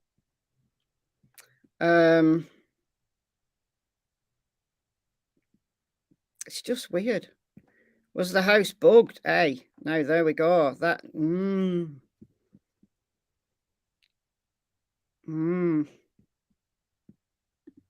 possibly. If so, then that's a very, very planned event, isn't it? And if the house is bugged, well, where are the bugs now? I mean, did they just take them out? Whatever the bugging device was, did they take them out when they arrived? Maybe. The other thing I'd want doing if I was the family, I would want that 2-year-old to have a full forensic interview with a forensic psychologist who is trained in interviewing children, young children. And there are methods by which forensic psychologists can interview children as young as 2 years old. And it is known that children are able to be as good a witnesses as adults, as long as they can understand what is being communicated to them, what that person wants to know. They're as good as adults at giving witness statements. But they'll have to do it soon because a 2-year-old doesn't always lay down memories in the same way that adults do. Like everybody's memory fades, in 2-year-olds, it fades quicker. That's why you don't remember a lot from when you were 2. I remember everything from when I was 2, but the average person doesn't. So that's just a little bit of knowledge from my psychology past. Yeah. So I'd want to know. I'd want to know how well that 2-year-old was interviewed, and I suspect that the sheriff's office didn't bother to interview the 2-year-old. It has. The chat's just jumped. It has. It's been 6 months already. If it's not been done, it needs to be done soon. And that child will probably already have started to forget things. Now, obviously, if the child witnessed something really traumatic, then they'll still have access to those memories, but it will take a lot of expertise and also a lot of time to be able to get that child to a state where they can trust and they can open up and talk and release those memories. So,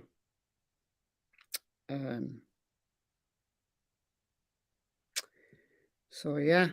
There was one instance that the family knows about last December, which was a relatively minor instance. Now, we don't know, because Sean might have been being bullied at school and no one known about it. And it's something that he's kept to himself. And it could be another child who did it. But why dress him in his stepfather's clothes? That's the weird thing.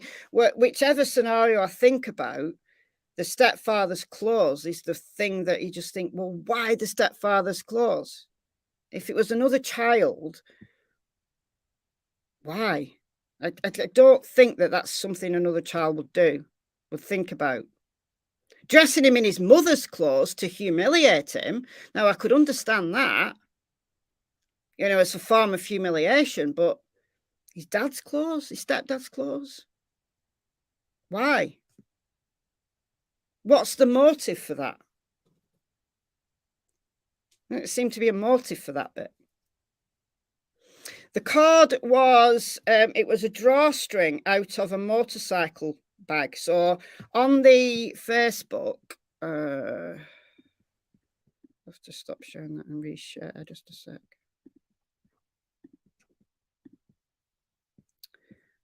On the Facebook, yeah, you can see that. There's a picture of a bag somewhere. See, there's a lot of posts that I've not read. I've only kind of read you what happened that day. There is, I don't know whether that's the actual handprint. Here we go. So it's a drawstring bag, and it's a bag that you put a motorcycle helmet in. So the drawstring had been taken out of the bag, and that was what was used as a noose. So it's kind of like the thickness of a shoestring, like a boot strap, but it's longer. And some of the boots in the garage have been kind of interfered with, like they tried to take laces out and probably realized that kind of string weren't long enough. So they've had time to rifle through to look for a noose. Yeah, another thing from the stepdad. Well, I don't know. It could be his mother's bike. I don't know. I don't know who rode the bikes, but yeah. Yeah, in the garage, yeah. So somebody had gone in the garage. So, weird, isn't it? It's weird. From Latvia. It's a town in Europe, a country in Europe.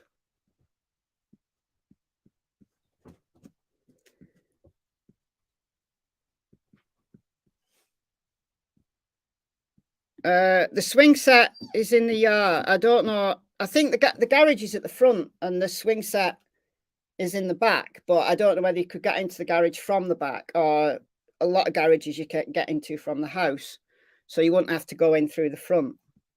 I don't know. I don't know what the layout of the house is like. That's another thing that I'd like to know, the layout of the house.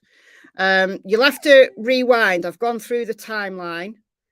So his mother and grandmother left just about 3 or 5-ish, something like that.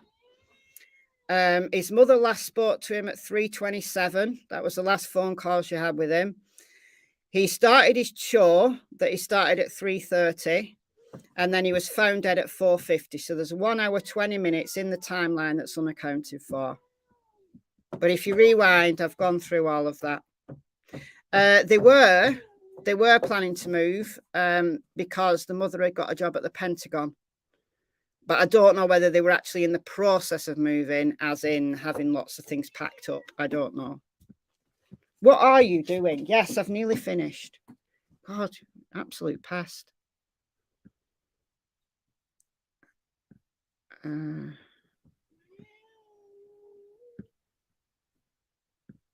I mean, I don't know.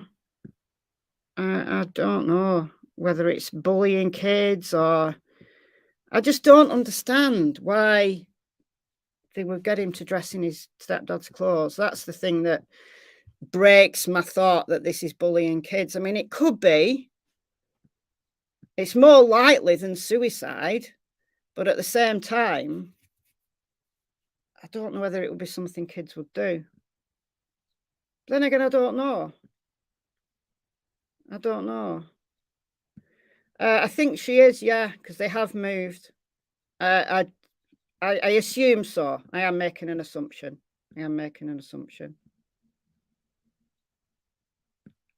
Because of the way that the noose was positioned, as I said earlier, if you position the noose around your neck like that, then it's a slow strangle. Hold on.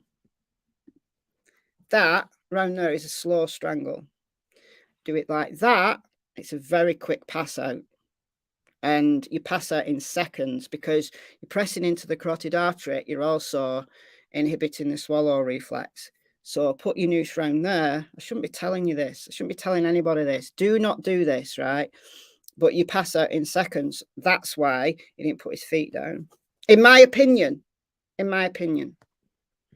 But it's somebody who knew that. That's why it's another kind of mark, if you will, against suicide or a kid doing it, because it's someone who knew the pressure points there. The carotid arteries. It just stops the blood to your brain, and you're gone. You're out.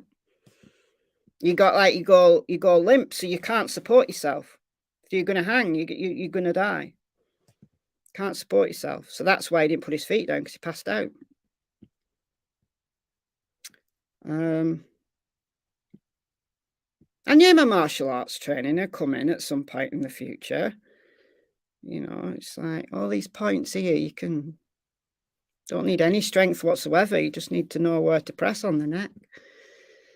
Someone's gone. They're passed out. They're not going to die. You know, if you just pass them out and they drop on the floor, they come round very quickly and they're just humiliated. You know, and you can be standing there laughing or disarming them or whatever. You know, but that's the way to do it. And take any strength at all. A little kid could do it. And that's why it didn't need to be tight either. It just needed to be in the right place. So there's that.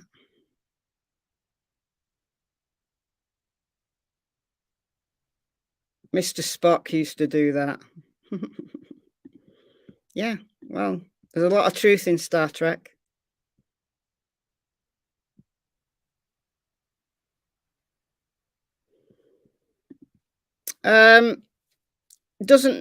Could have been already dead, which is why I want to see the autopsy report, because if there's no other injuries or ways in which he could have died, I mean, he could have been suffocated, I guess, but why bother suffocating him and then take him out into the yard? Threat of being caught.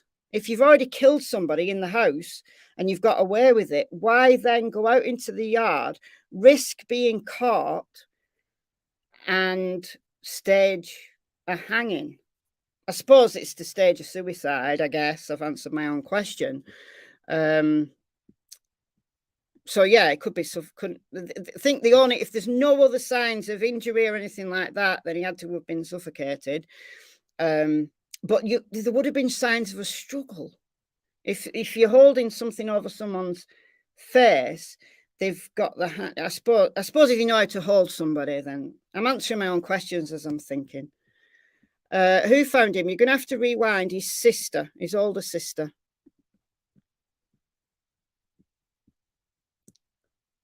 Yeah, gardeners would have gloves. Yeah, why Sean? This is a good question. If they had it in for the family, why target Sean? When there was 4 kids and 3 adults in the house, why target Sean? Which leads me to believe that the motive was SA. and he was the age and gender of the the pedo that did it. I don't know what kind of knot was used. I'm assuming it was, I don't know what kind of knot was used.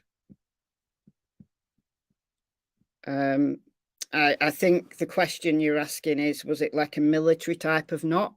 I don't know. I don't know whether that's been mentioned. It's a good question. It is a good question. It is. It's a real head scratcher. It's a real head scratcher. It really is. Anyway, guys, I've been on here now for 2 hours, 50 minutes. I don't usually go over 2 hours because I think 2 hours is a nice kind of length for a live. If you go really long, then people don't watch, and then you just kind of lose the information. Okay, so I'm going to leave it there.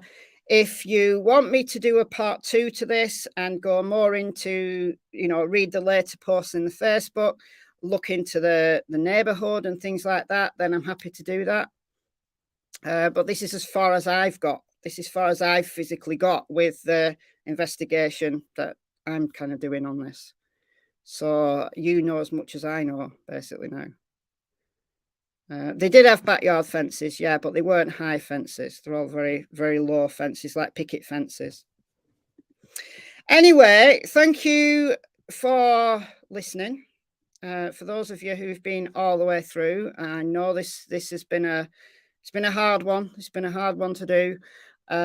It's a very, very difficult subject.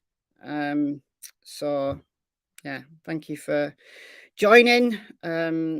Thank you for the super sticker that someone sent. And yeah, I'll speak to you very soon. Go over to Michelle Walks and check out the short video. It's only like 10 minutes long that I did earlier on. About the California serial killer, which is another one that's going to do my head in.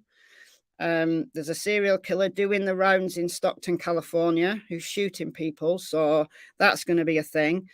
And for those of you who are members of the channel, there is a members only live on Friday on Jeffrey Dahmer.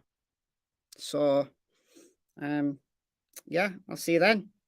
I'll see you before then, because there'll be a normal video tomorrow. So thank you so much for the last minute super chat. Janet, thank you so much for the $10. Glad to catch me live, catch up later. You're very welcome. Thank you so much.